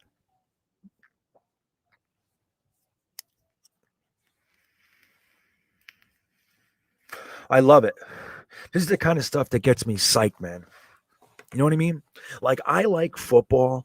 Like, I love having a couple really fast, shifty guys around, but I almost want them to be the anomaly. Like, I want like a couple small 5'9" guys really fast, but I want the team to be like almost like that little guy's protectors. Like, they're just mean and nasty and no one can stop us. We're too strong. That's the kind of football I like. By the end of the game, they're all on their heels, they're huffing and puffing, and they can't do anything because we're laying the wood. Guys are pretending they're hurt to get off the field, all that stuff. That's what I like. All right, so then we'll get back to the roster. I'm going to read Jeff A275. In just 2 drafts and 1 free agency, Joe Douglas already has transformed this roster into a much younger, faster, and hungrier team with an A+ head coach and staff. Yeah, dude. And new medical staff. That's huge. I agree, man. Like, think about it. 6 months ago, we were 2-14 being laughed at by Shap and all these other losers. Now, and they're still laughing. They're going to take their last pokes because we didn't go on the field yet. And it's still going to take some time. Right? But one thing that I think is going to be seen this year, that this team didn't come to get walked on. That's what I think. We're going to let them know, no. You're not stepping on my chest. Ain't happening. You're not stepping on my chest. Yeah, there you go, Union Street. You guys can tailgate with me. You know what I'm going to do this year? Because I'm traveling around, right? I just planned this last 2 days. I just planned with my wife all the way until October, right? So I know where I'm going to be all the way through October. So that means August, September, October, I know where I'm going to be.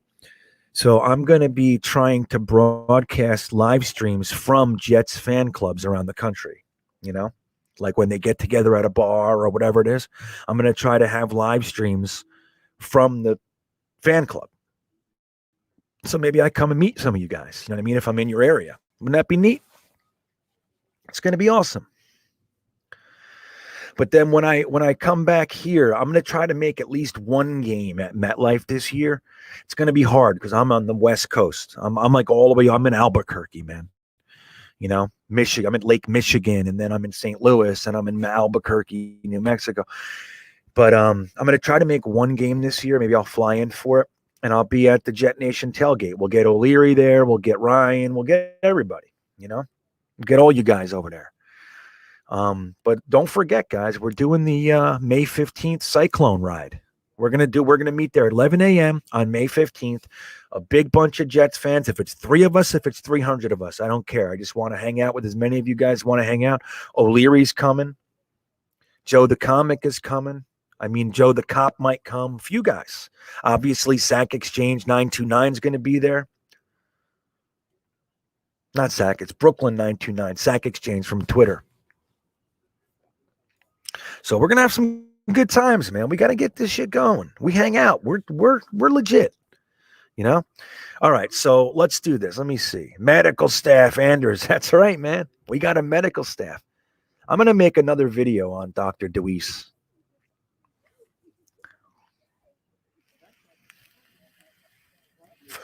Kenny, where do you live? You don't have to tell me your house or anything, but like, what state are you in? You in Mississippi? New Mexico? Tell me where you are. Where's Sacktown? Jeremy, where's Sacktown? Sacramento? That's right. Yeah, man. Sacramento. Yeah, dude. All right, so let's get back to this roster. MC is going to start yelling at me soon. All right, so we did running backs. We did wide. Ooh, let's do our offensive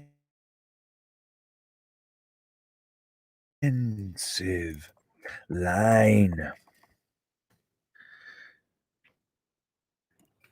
All right, so let's do it this way now. Let's do it this way, though. Who's our left? Get out of here, Siri. Who's our left tackle? We're just going to do it. Whoops. Did I spell that right, Mackay? We got left guard.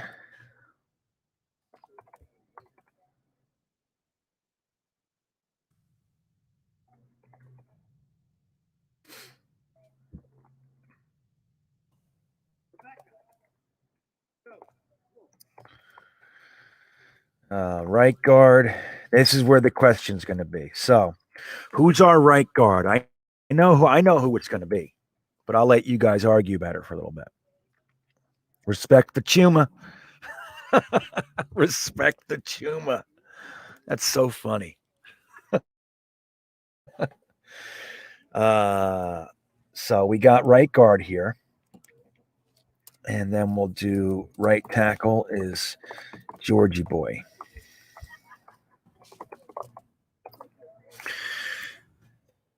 So do you think it's going to be Van Roten? Do you think it's going to be Alex Lewis? You think it's going to be one of these kids that we brought in? We brought in 4 offensive linemen in the undrafted free agent class. 4. And 2 of them are really good. 3 of them might have a shot to make the roster. One's going to be gone very soon. But it doesn't matter. We brought in 4 guys. There he goes. I see it. Cadoza's got it. Jeff 8275's got it. That's right. No Name's got it. Frank Markopoulos has it. The MC's got it. Right. So I see it. Kenny got a good point, though. He's saying that Van Roten's going to beat him out in the beginning and then Clark will phase in. That's possible. That's possible. Yeah, Stephen Engel, Eric Morgan, Stephen Engel again. Everybody's got it. So let's just go ahead and put him in there. That might happen, Germana, but we're going to go ahead and put in our longtime future starter. Dude, look at that offensive line. 2 years ago, it was built with a bunch of old losers. Remember Kelechi Osemele? What the fuck did I do? Remember that guy? He was supposed to be a big deal. The Raiders gave him away for just to be able to move up from the 6th to the 5th. That's all they did. Mac got Kelechi Osemele and a 6th for a 5th. Talk about you don't think they wanted to get rid of him? $10 million. He costs. Okay, so let's move on then. You want to get our backups? You want to do that? Let's do that.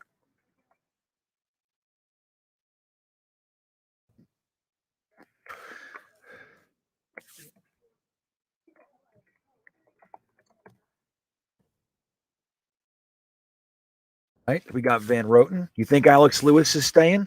We got to respect the Chuma. Who else we got?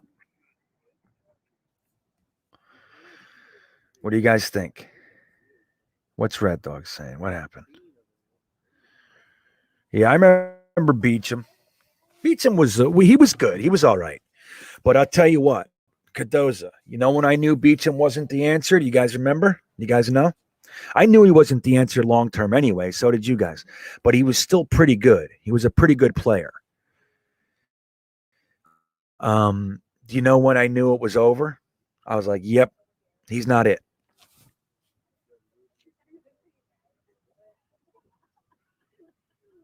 Remember? Oh, but Abe has a good point.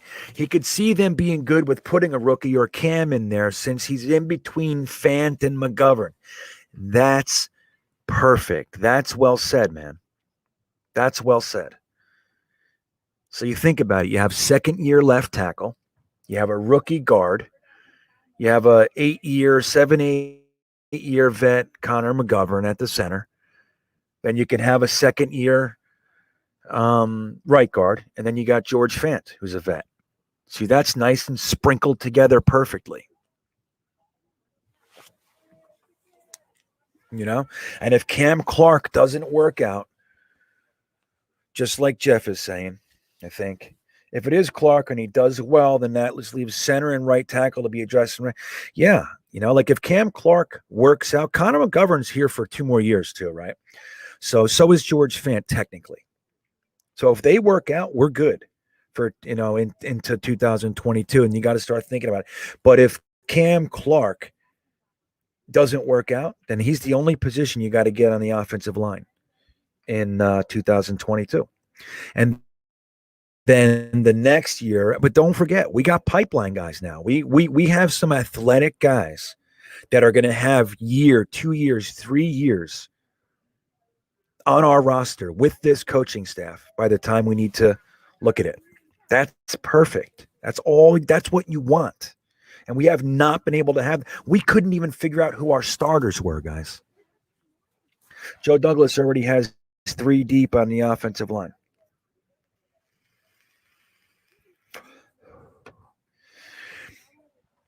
Feeney, I don't know. I think Feeney's not going to make it. There he is. Blunted Vegas nailed it. That's my favorite. That's our outside of Elijah Vera Tucker. That's my favorite offensive lineman that we brought in. Teton Saltes or Salties. Teton from New Mexico. So let's put him in there. Wait, we got who else? Let's put Alex Lewis, right? We got him in there. Who's our other tack? We got rid of. Wait, did we re-sign Connor McDermott? I forget. So let's do this. Teton Saltes, and let's do Merrill Hodge. Remember Merrill Hodge? Let me see something here. Wait. What the hell was his name? Jonathan Hodge? Where is he? Tristan Hodge. Tristan Hodge. Let me see.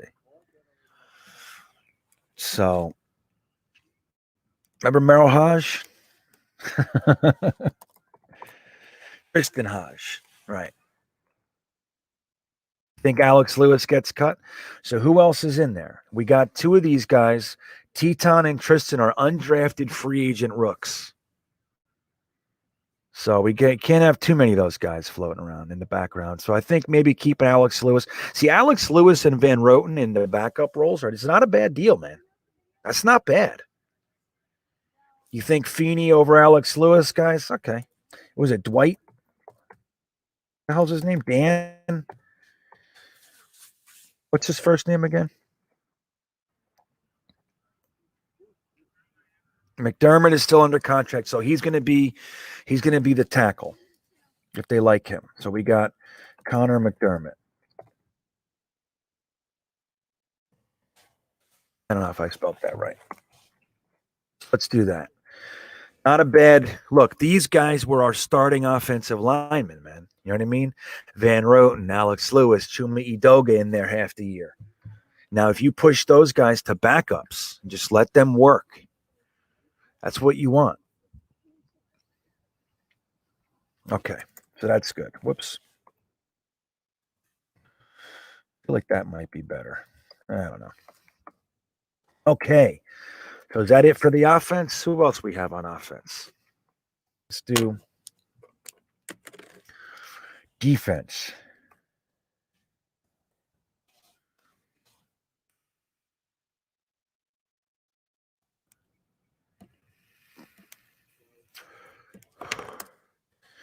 We got D line, baby.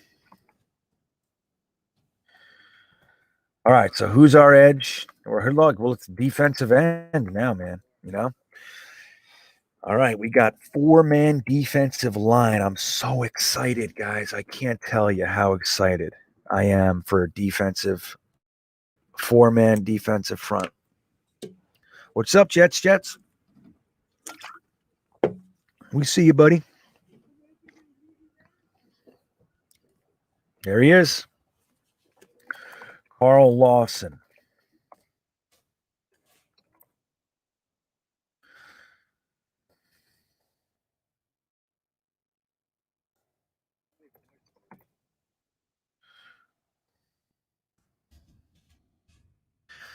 Who is we going to do? Sheldon Rankins, right? He's here.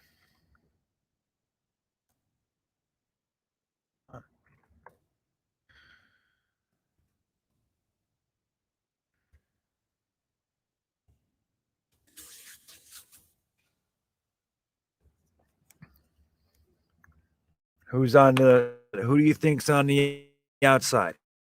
So Vinny Curry's not going to be the starter, right? So the battle is going to be between John. I think John Franklin Myers probably gets the nod, but it's going to be between John Franklin Myers, Hamilkar Rasheed,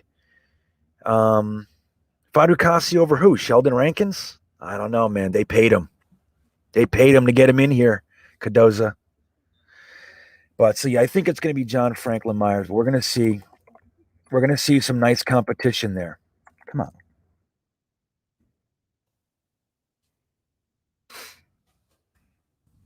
Let's do it this way. All right. So that's our starters. Now we have a nice rotation though, right? Zuniga.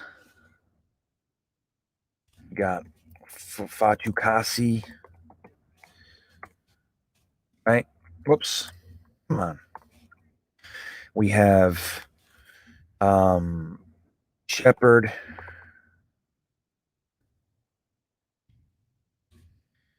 Right, who we got here? We got Huff. Right? Yeah, man, me too, no name.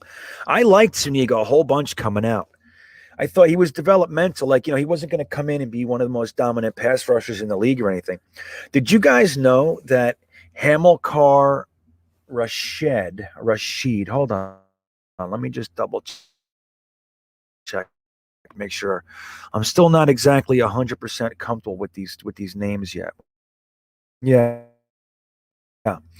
So Hamilkar Rasheed in 2019 had 22 and a half tackles for a loss with 14 sacks, an interception, 2 forced fumbles, 62 tackles. That was 2019. What numbers do those sound like? That sounds like Josh Allen, the 9th overall pick in the draft, doesn't it? 22 and a half tackles for a loss, 14 sacks, 2 forced fumbles, 62 tackles, and a pick. Let me make sure. See if he might have had 2 picks or 3 pass defense too from the defensive ends position. So the problem is he came back in 2020, played 5 games, had 2 tackles for loss. So he slid because of that. Dude, though, that guy showed some serious potential. Right? Sounds like J.J. Watt. So I think Huff, we got some big boys in there, man. Who else? I feel like I'm missing somebody. Oh, we got this guy. Right? Marshall. Everybody seems to like him. I don't know. We'll see. All right, let's get to some linebackers, right? Oh, yeah, my favorite position on the team. I love my linebackers, man. Oh, I like linebackers, it seems, too. All right.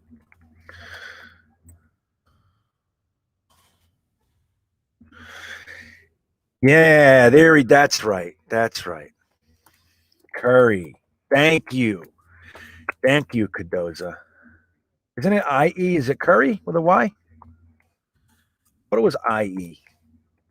I don't know. You tell me. Maybe it's Y.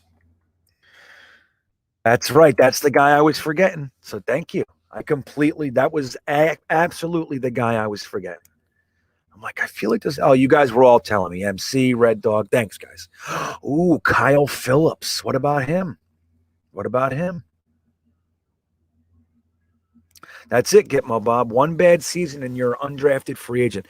Now, I just added this to the video I gave to Jetnation, but the interesting thing about Rasheed is that the Pac-12 teams, the coaches realized something about him. Like he was really good as a pursuit linebacker, or outside linebacker, defensive end. He was really good in pursuit of the play. When they ran the play at him, he didn't do as well. He didn't figure out how to take it all on and still have be effective. So that's what they did. So his numbers took a nosedive when they ran at him. But dude, the guy already showed he can be effective. You just got to work with him. You got to teach him that stuff. That's where Saleh and Ulbricht and all those guys come in. He showed the talent. You just got to work on it, So damn, man, that 22 and a half tackles for a loss with 14 sacks.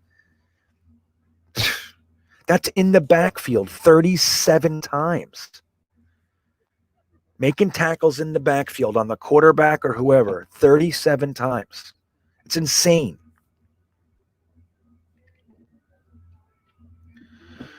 What nickname? Greg Tarr. Breakline? No. Isn't that terrible? Joe Pekulik. Well, nothing would make me happier. I like Nathan Shepard. I do. But he's as average as you can get, isn't he? He does well. The thing is, we haven't seen him in a 4-man front yet. So the 3-4 defensive alignment, unfortunately for the defensive lineman, what it calls for them to do is to take up space. You're doing a lot of 2 gapping. You know what I mean? Like you're there to clog it. So who knows? Nathan Shepard might have been one of the best we've ever seen last year, and just he doesn't get any numbers, and PFF accounts for that and stuff, but we don't know.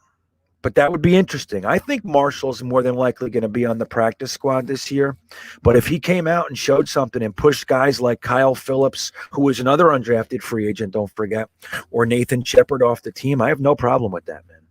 Best players play. I got him though. He's dead. That Skeeter no longer exists. You're welcome. Okay, so let's do some linebacker action. So we got it. Let's do a 4-3. Okay, let's make it simple. We don't know there can be 4-2-5 action and all that sort of stuff, but so we got OLB. Let's do this.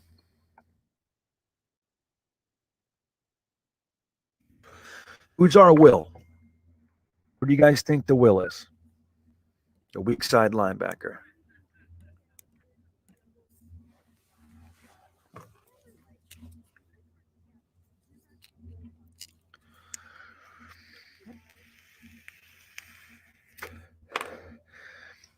Hamza, you think? I don't know. I don't know. I think we're going to see a nice competition. I don't know, man. I don't know where you can come up with that kind of shit, man. I'm with you. I'm rooting. I'll root for it too. But if you think Marshall is better than Sheldon Rankins, I don't know. I don't know how you could possibly come up with that conclusion. I don't know. I just don't know. Jetsfan murderer. What's that? What did I do? Oh, murderer, the Skeeter. Yeah. All right. So who's our weak side linebacker? You think Davis, right? Yeah. Corey Davis is well, isn't he more of a Sam? Isn't he more of a Sam? I think Sherwood is probably going to be our guy. That's what I think, guys. Damian. I'm pretty sure. Well, the thing is that what's his name? Corey Davis has played Sam and Mike pretty much. Yeah, he's played Mike linebacker a little bit. So I think he's more on the other side. Yeah, so we have the Mike linebacker as, I mean, come on, it better be CJ Mosley, right? This fucking guy made $37 million on the Jets already. It's incredible, man. 37 mil. He's the smartest man alive. Smart. He's one of the most successful humans on earth. So now we got Corey Davis over there. That's who's going to start over there, I think. That's not bad. That's interesting. If Jamie and Sherwood can come out and end up being our starter and be effective, that would be exciting, wouldn't it? Oh, Jared. What did I say? Corey? Did I write Corey? Yeah, Jared. Thank you. Whoops. I got to add this anyway. Oh, come on. That's funny. That slipped right through my little brain there. Thanks, guys. That's good.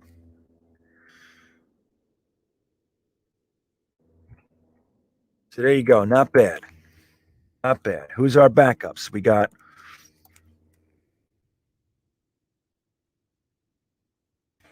Glassman. See, we just added a whole bunch of weird guys, right? We don't know. I think, right, Nazrul Dean, probably over here. Right? Who's going to be over here? Poor Cashman. Yes, he did, Greg. He played. Listen to this.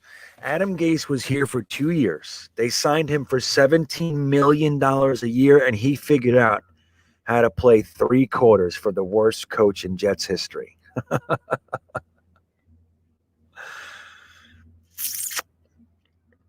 That's funny. Yeah, that's right. That's a good point, Kenny. I was just listening to some stuff today, talking about these 2 guys too. Actually, talking about Fred Warner and some other guys that Salah's made a career out of that, has taken guys with their skill sets and making them into players. Not that, they already have to have the bones, right? Like they got to have the talent, but he can take that raw talent and make something out of it. So, I mean, these guys are exactly what we wanted for Salah. I bet he's excited as excited can be, man.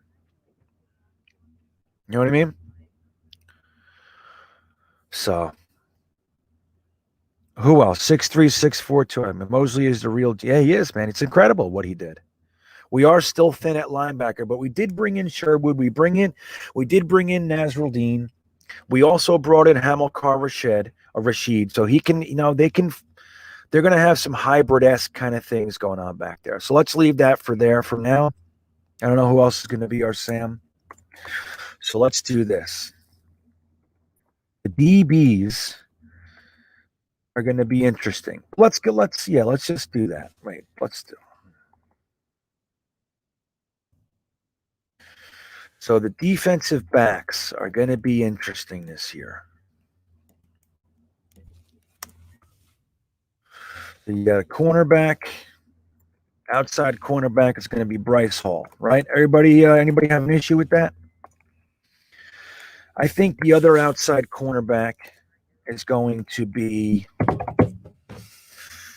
sure as hell not going to be Jason Pinnock. Not this year.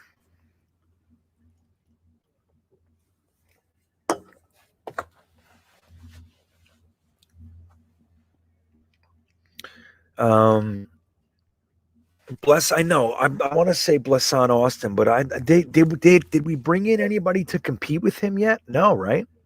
Not really.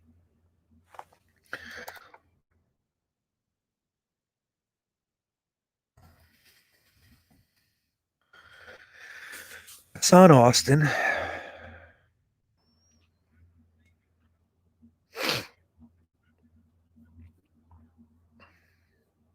Oh shit! You guys can't see that?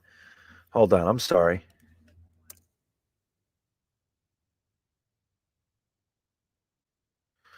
There we go. Is that better? Look at this. Ooh wee. Yeah, now we're talking. So we got the slot.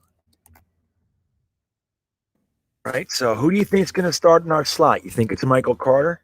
That's what I think. Urkel. Do you wish? I don't know. Let's see. The Giants. Yeah, I don't know. I can go for playing the Giants every year. Javelin Guidry, really? I'm telling you, I am not into that guy. He has shown me nothing. He's fast as hell though. So if they got that, you can't teach speed, right? You can't teach speed.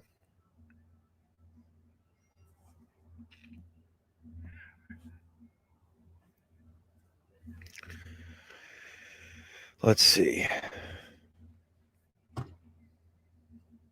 Yeah, I think it's going to just be we're going to have to work with Carter and Guidry for now. Unless they re-sign Poole or bring somebody else in. Did you hear that report today that the Jets are considering bringing in Sherman and Nelson? These people are out of their fucking minds. Ron Guidry, that's funny. Let's see. So let's do that. Michael Carter and Javelin. Gotta love that name though. That you can't take from him, huh? So then we got our safeties, and we got a whole bunch of guys running around back there. Eccles, Brandon Eccles is a good one, right? I mean, but he's another one. He's like these guys are raw, man. Pinnock, let me see Pinnock. Let me see his size real quick.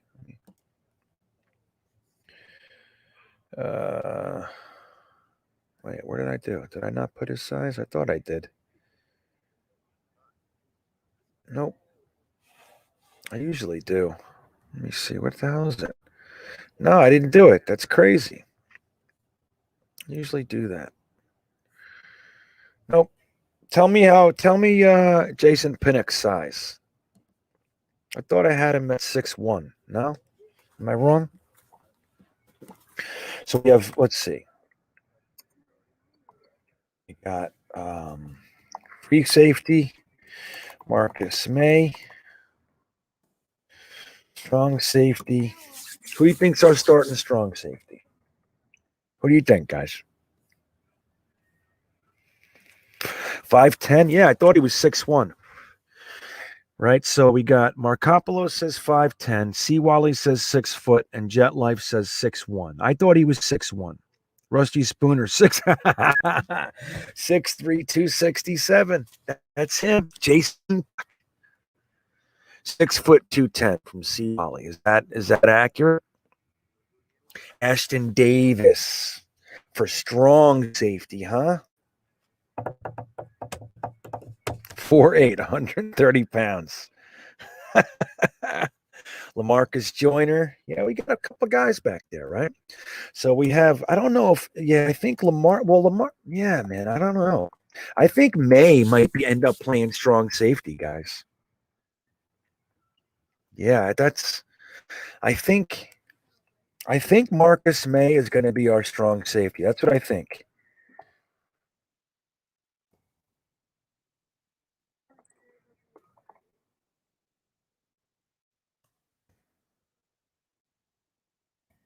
Marcus Joyner.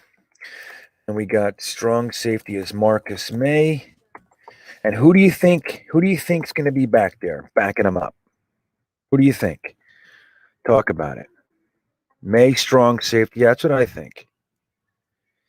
It is peculiar. It's you know what? It's confusing because we actually have a staff that has possibilities open to them. You know what I mean? Like we're not pigeonholed into anything. If somebody can play or shows um, potential in a different area, something else that they can use them for, then they're going to be able to do that. That's what's crazy. Yeah, right. Ant Jet said it well. It's nice to finally have some decent options.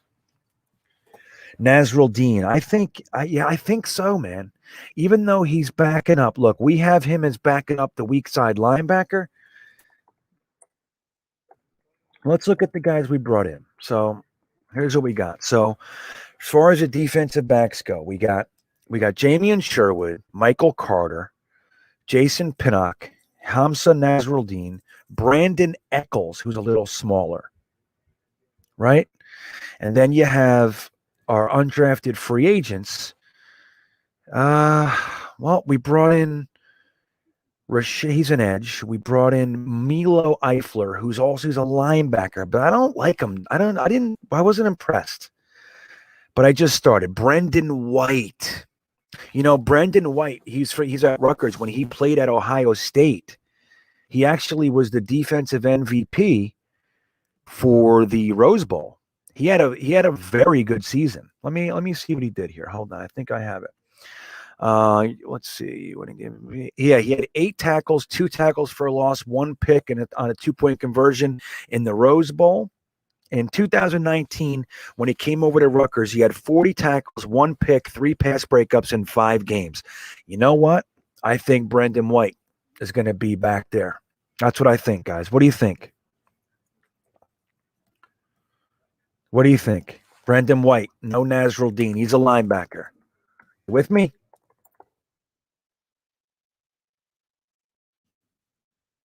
Here's another one. They expect him to get drafted. I know. I hear you, Jet Life. I did my digging in yesterday and today, this morning, and I'm not that impressed with him. I'm not. It was like very similar to Shaheem Carter last year. The Jets gave Shaheem Carter a bunch of money. They made him a priority free agent out of Alabama. And I didn't know what they were. I was like, yeah, I don't know. I don't really dig him. And he's gone, man. He's gone. He's out there in the league, but he's on like practice squads and things, I think. And I wasn't impressed with Shaheem Carter. He was like in between. He didn't have the skill set to be cornerback, and he tackled like a safety, but he wasn't big enough to be a safe. You know what I mean? He was like weird. It was a weird in between kind of thing. And I wasn't impressed. And I feel the same way about Milo Eifler now. I could be wrong. You know what I mean? I could be wrong. Bennett Jackson, we did re-sign him. I don't know. Well, you know, I'm just not impressed with Milo. No, I'm wrong, man. I want every one of these guys to be the top guy in the world. That's what I want. It's the truth. So I think,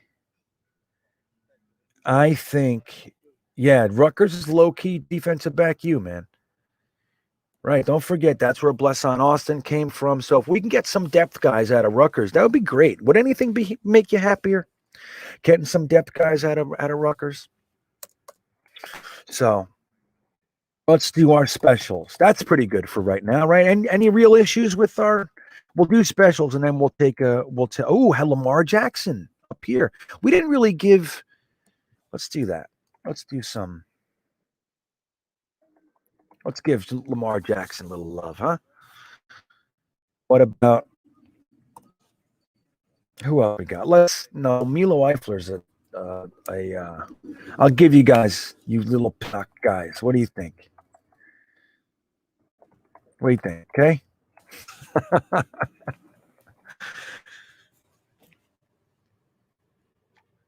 Elijah Campbell, yeah. Corey Ballantyne's been gone, dude. You're high, Markopoulos. Corey Ballantine left after training camp 2 years ago. Didn't he? Let me see something. Am I thinking? Yeah, Corey Ballantyne's gone. I think. What? Maybe I'm remembering. Hey, hold on. Corey Ballantine. I remember that guy. Let me see. Yeah, I guess he's still here. You're right. You're right. You're right. Markopoulos. Look at you. You know your shit. He knows what he's talking about. Eccles and all that. Like these guys are going to be. These guys. A lot of these guys aren't going to make it, guys. You know what I mean? Like that's the truth. We're talking about 90 guys right now. You know. So let's do our specials and then we'll just like our returners. Who's our long snapper these days? Is it still Hennessy?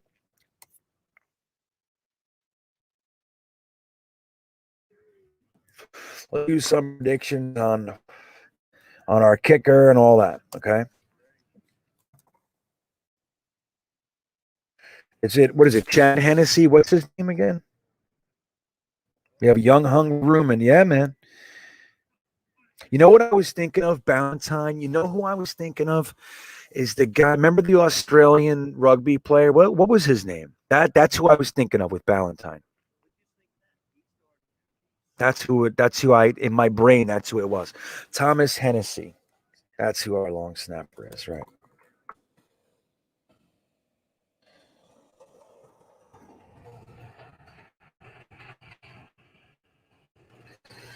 So we got punter is easy, right? We got Braden Mann.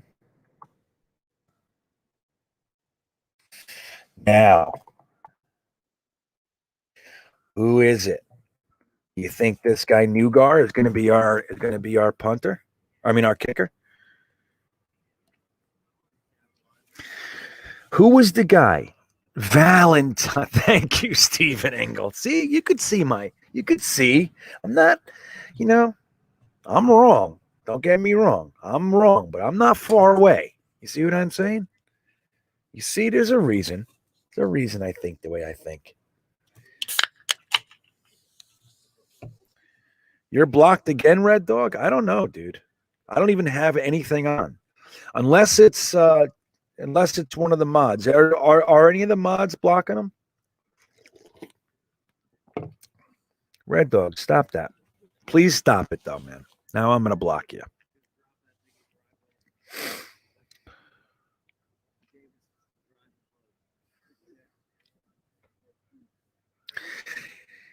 Is anybody blocking Red Dog? I love Red Dog. I like that he's here. So I wish like I don't know why you're getting blocked. Is anybody else getting blocked but Red Dog? Does it say who's blocking your Red Dog? Let me know. But don't do that. There's no reason to do that. Like I don't have Nightbot on, and John Post isn't blocking anyone. And got MC's a mod, right? MC, you blocking this cat? Nightbot, I turned Nightbot off, man. So if Nightbot is back on, that's crazy. You got blocked too, Liam? Interesting. Rusty Spooner hasn't blocked anyone this week, he said. Yeah. No, I don't know. I don't ever see you do anything wrong, Red Dog. I really don't. All right, let me go into fucking Nightbot again. Hold on. Let me see what's going on here.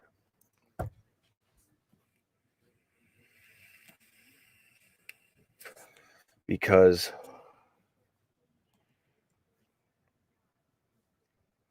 all I know is Nightbot is telling me that Cadoza is my top chatter. What do you think of that?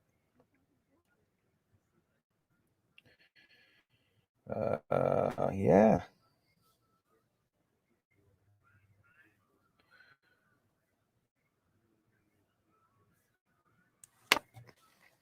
You know what? It timed out. Looking, this is my recent timeouts. It timed out Rusty Spooner for 5 seconds by Nutbot for posting emotes. Get out of here! What are you doing? It doesn't say Red Dog though. Let me figure this out here. Commands. Let me see something. Just want to turn it off.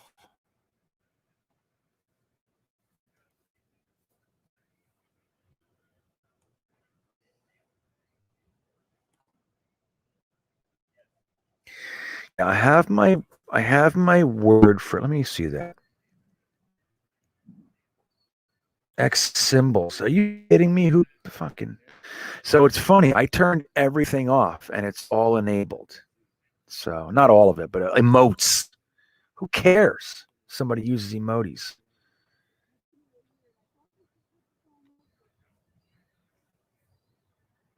All right, you guys should be safe. I'm sorry about that. Fucking Red Dog. It's a mod, Red Dog. Somebody's consciously blocking you, or not blocking, but timing you out. Well, I just turned off. It's funny. It says when Rusty Spooner said, I haven't blocked anyone this week with the emojis. It just said we blocked Rusty Spooner for using emojis or emotes. I don't know how to say it. All right, I'll talk to the mods, dude. Yeah, it says Rob V too. I don't know. I'll tell you why, Rob. Hold on. Let's see. Rob V timed out 5 seconds for posting caps. I don't know. What the fuck? What? Who cares if you post caps? What do I care? C. Wally got timed out for 5 seconds for posting caps. Rob V got timed out for 600 seconds for posting caps. Nazrul Dean at strong safety. How dare you, sir? You piece of shit. What are you using caps like that? Of course, Nightbot would crush you for saying Nazrul Dean in caps. Come on. No, dude, are you kidding me? That's the stupidest thing. I disabled it all. I just disabled it all again. I did this a couple weeks ago. I haven't heard any problems, so I'm sorry about that, guys. There's a few things that I wanted to do. Like, when you guys start talking about racist shit, I don't want it. And like political stuff, I just don't want it. I don't want it. I don't want it. I don't want it. So whenever people start doing that, there are certain phrases that I have that I want to keep enabled because I don't want it. You know what I mean? That's not why I'm doing this. I don't want to get into a fucking political discussion with you guys. So besides, I'm right and you're wrong. So it's just, I'm tired of that. So the whole thing, it's like, when I don't want those corny things like emojis and caps. Like, what do I care if you write in caps? You know what I mean? So, but Cadoza, you're the chatter of the month or something like that. So you should be happy. Congratulations, sir. Let me show you. It says top chatter. There's a trophy next to your name on Nightbot dashboard. So good for you, man. Congrats. You know what I mean? All right. So let's take a look at all right. So who's our kicker? You think you want to just go with Newgar, or you think it's who thinks Ficken's going to beat out Newgar? Anybody? Yeah, you're welcome, buddy. You earned it, man. You earned it.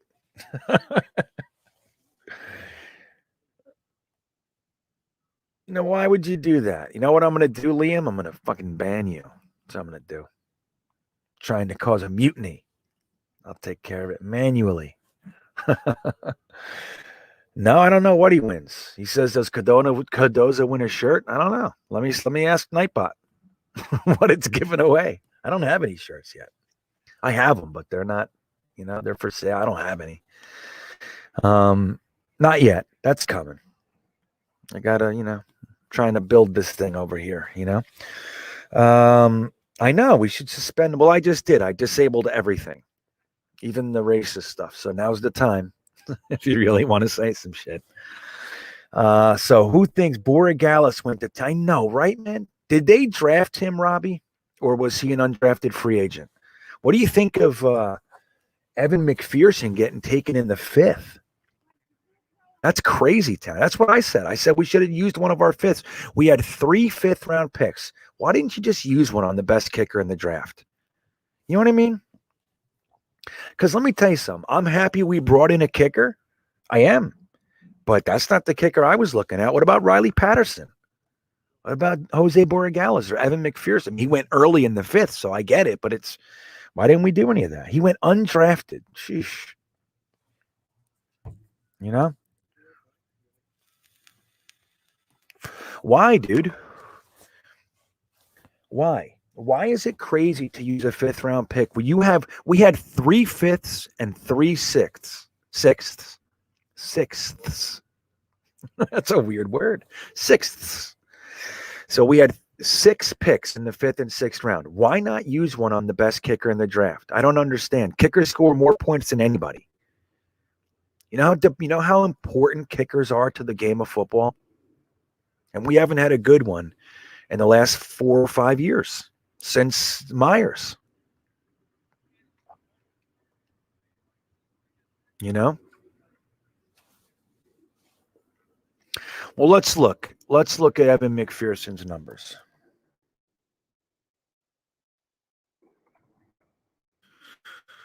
Let's see. The thing with Evan McPherson is he had probably the strongest leg I was reading. So his distance is pretty good. Come on.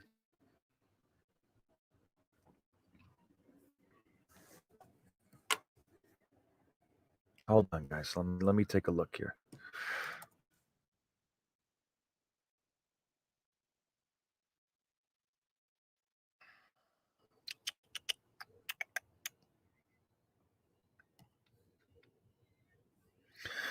So Newgar was 17 for 21 on kickoffs.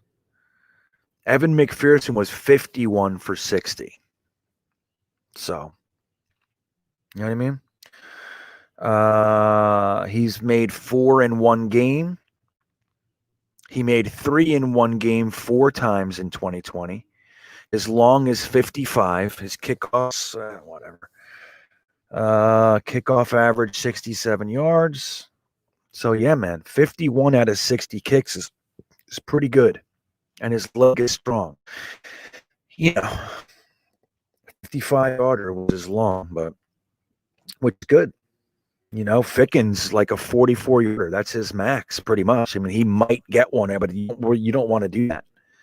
So I don't know what Newgar's long was. I think it was 45. I could be wrong.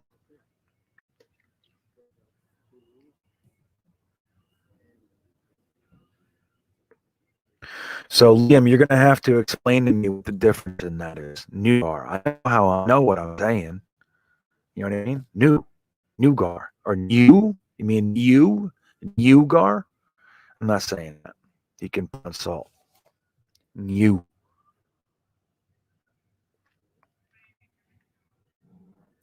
Well, that'd be nice, John D., but we already used a 6th-round pick on Braden Mann. It's good if he gets hurt, right? But, yeah, so there you go, Robbie Oak. So Newgar was perfect up to 39 yards, but missed a few 40-plus. And then there's Evan McPherson making 55-yarders.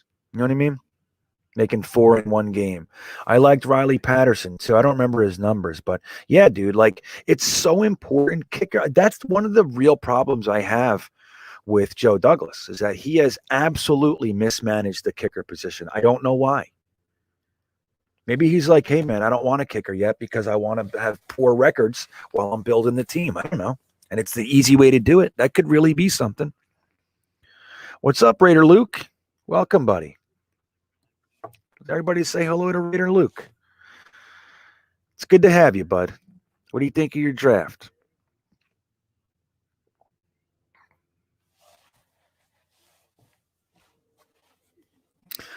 Newgar, not Newgar. So look, there's our roster. There's our roster. Okay. We're gonna put in what's his first name now? What the hell's his name? Riley?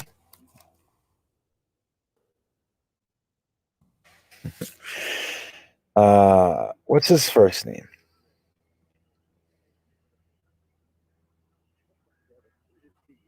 I know. Rob, I'm with you, man. Like I said, and now look, if you only have 1/5 and 1/6, like most years, maybe you don't want to use it. Maybe you don't want to use one on a kicker, and you want to see who slips through to Chris. Thank you. Maybe you want to see who slides through to undrafted free agent status and make a really big push for one, right? But dude, the way I see it, we had 3/5, 2/4, and 3/6. Right? That's 8 picks in the last 3 rounds for us. We didn't have a 7th. Use one on a kicker, dude. You could have gotten Jose Borregales or Riley Patterson in the 6th. Easy. What do you think? Marshall is going to affect more games than a kicker? I beg to differ, man. I beg to differ. So that's my thought. So the way I was thinking was, look, you got 3 5th-round picks. Just take one and use it on the best kicker in the draft. Why not? That's the way I see it. And nobody's going to change my mind either, man. I've been watching a lot of football over the years. I've had more kickers ruin my night than I care to remember. Trust me. It's like the whole game. Look at Doug Bryan, Pat Leahy. It goes on and on and on, man. There's a whole bunch I won't let myself remember. You know what I mean? I'm surprised I allow myself to remember Doug Bryan. But what do you think? The Buffalo Bills in the Super Bowl against the Giants, you don't think they wish they had a kicker who could make it? And he was a decent kicker up to that point. What about the guy in Chicago, the double doink? You know what I mean? They gave that guy it was like $7 million a year. Chris, yeah, thank you guys. Thank you. I appreciate it. So look, man, when you have a kicker like Jason Tucker, and they had Brett Cundiff, the Ravens have had pretty much 2 kickers in the past 30 years. You know why? Because they know it's important and they get the best one they can. That's why. And then they keep them at all costs. We had a Pro Bowl kicker and we let him go. Why? You know what I mean? Why? Because you wanted $2 million, $3 million a year? You give Trumaine Johnson $16 million or $15 million a year and you won't give a kicker $3? What has Trumaine Johnson done? That's what I mean. Gary Anderson, right? Guys, Vedvik. Oh, stop it, you. Why did you do that to us? You ruined my night. Vedvik, Yash. He goes, hey, Vedvik. Take that. Ooh. So, all right. So let's look at our roster.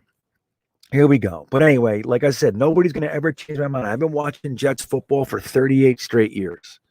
And I watch it close. As you guys know, I watch a lot of game tape. I look into college players. I watch football. Kickers are one of the most important aspects of a game. And when you have a good one, everything changes. When you don't, it ruins days. Believe me. And I don't understand why people won't use a 5th or 6th round pick on a kicker. We used a 2nd. Now that's dumb. I would never do that. But we did it. Oh my God, I was so dumb. At least his name was cool.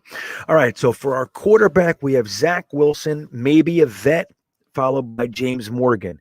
Eagle Fang says he thinks it's going to be Zach Wilson, James Morgan, and David Fales, which would be interesting, right? Why not? Just give them to the coaches. Why do you got to have a vet in here? That's relatively new. It wasn't the way it always was in years past, Running backs, we got Ty Johnson, LaMichael Pirine. Now, this isn't necessarily in order from top to bottom. It's just our roster. Although we did say Ty Johnson probably comes out of the gate as running back 1. But we have Ty Johnson, LaMichael Pirine, Michael Carter, Josh Adams / Tevin Coleman. That was a little cheap. But honestly, man, I think Josh Adams beats him off the roster. In the event he even gets a twisted ankle. If Tevin Coleman's ankle's twisted, he's gone. That's the way I see it. But obviously, the coaches know him and like him, so there's that. I wonder how much of his contract is guaranteed. That'll tell. But it was a cheap contract. Wide receivers, we have Corey Davis, Denzel Mims, Jamison Crowder, Elijah Moore, Keelan Cole, and Vincent Smith. It's a pretty good core, man. Last year, Vincent Smith was looking at wide receiver 3. Crazy. Guys like Dotson and Jeff Smith probably aren't going to make it per this list. Tight ends, we have Chris Herndon, Trevon Wesco, Tyler Croft, and Kenny Yeboah. Fantastic. We're really taking a step forward if that's the case. Offensive line, we have Mekhi Becton, Elijah Vera-Tucker, Connor McGovern, Cam Clark, and George Fant as our starters.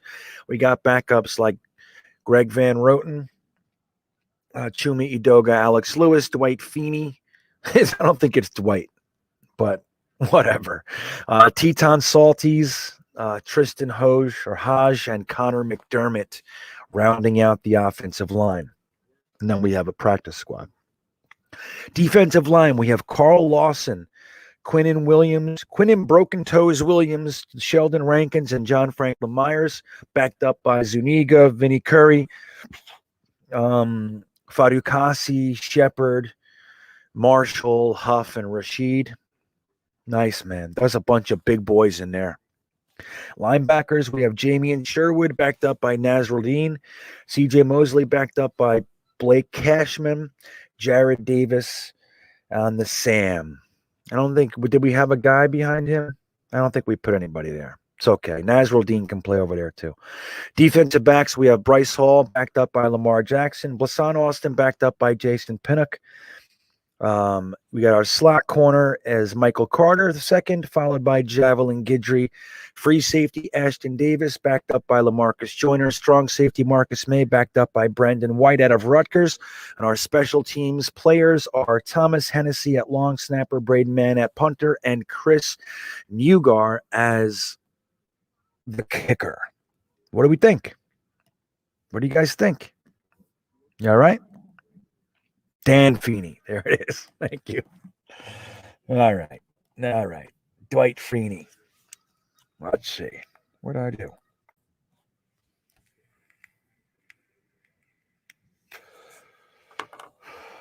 I'm fucking shot. There it is. All right, so I'm going to save this, guys. I'm going to throw it in your faces when we get to the final 53. I'll see how we did. Not throwing your faces, but I'll show you. Okay, you guys could take pictures and shit too. You could always refer back to the video too. Oh, yeah, kick returner. Who do you think that is? Let's do that. Thank you. There we go. What do we got, guys? Who's our punt returner this year?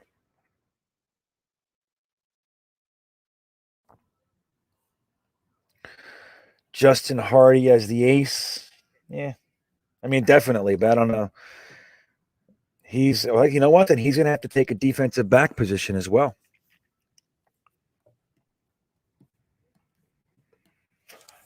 Right? So Justin Hardy's going to have to be in here.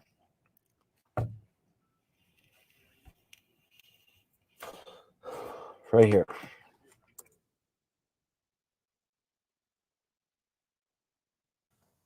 There he is. See that, MC? Thank you, buddy. Eccles, I hear you. Let's see. What are you going to do? Add Justin Hardy. I did. Okay, cool. So Carter, you think Michael Carter is going to be the punt returner? Is that what you think, or the kick returner? Eccles is a kick returner. Keelan Cole too, right? Keelan Cole might end up taking the punt returner job. Or he's long strider. He might be the kick returner, actually, right? What did he do? Yeah, Zuniga's on our list, Ted Moore. Zuniga's going to be a stud. You'll see. You'll see. I like Jabari Zuniga. But the problem with him in college was his injury his senior year. Or I think he was a junior, but his last year. I could be wrong. So, all right, let's put Keelan Cole as our kick returner. Nice. That's good. I like a long strider. Remember, that's like Brad Smith, and even when Antonio Cromartie would return kicks, once those guys get cooking, oh, man, I love it. I love it.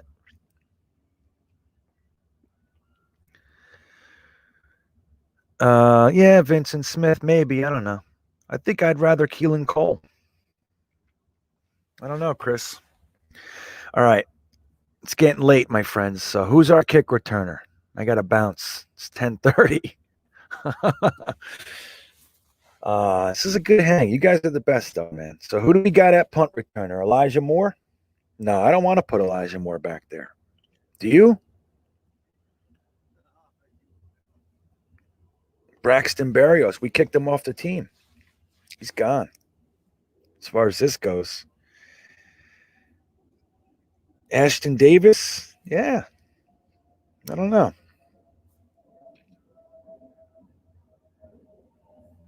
Let's go ahead and do it, man. Let's put Elijah Moore back there.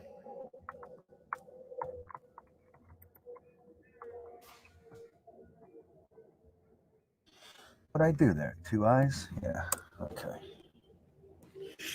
All right, there you have it, guys. Not bad. Thanks for reminding me about the return men. That's crazy. How did I forget those guys?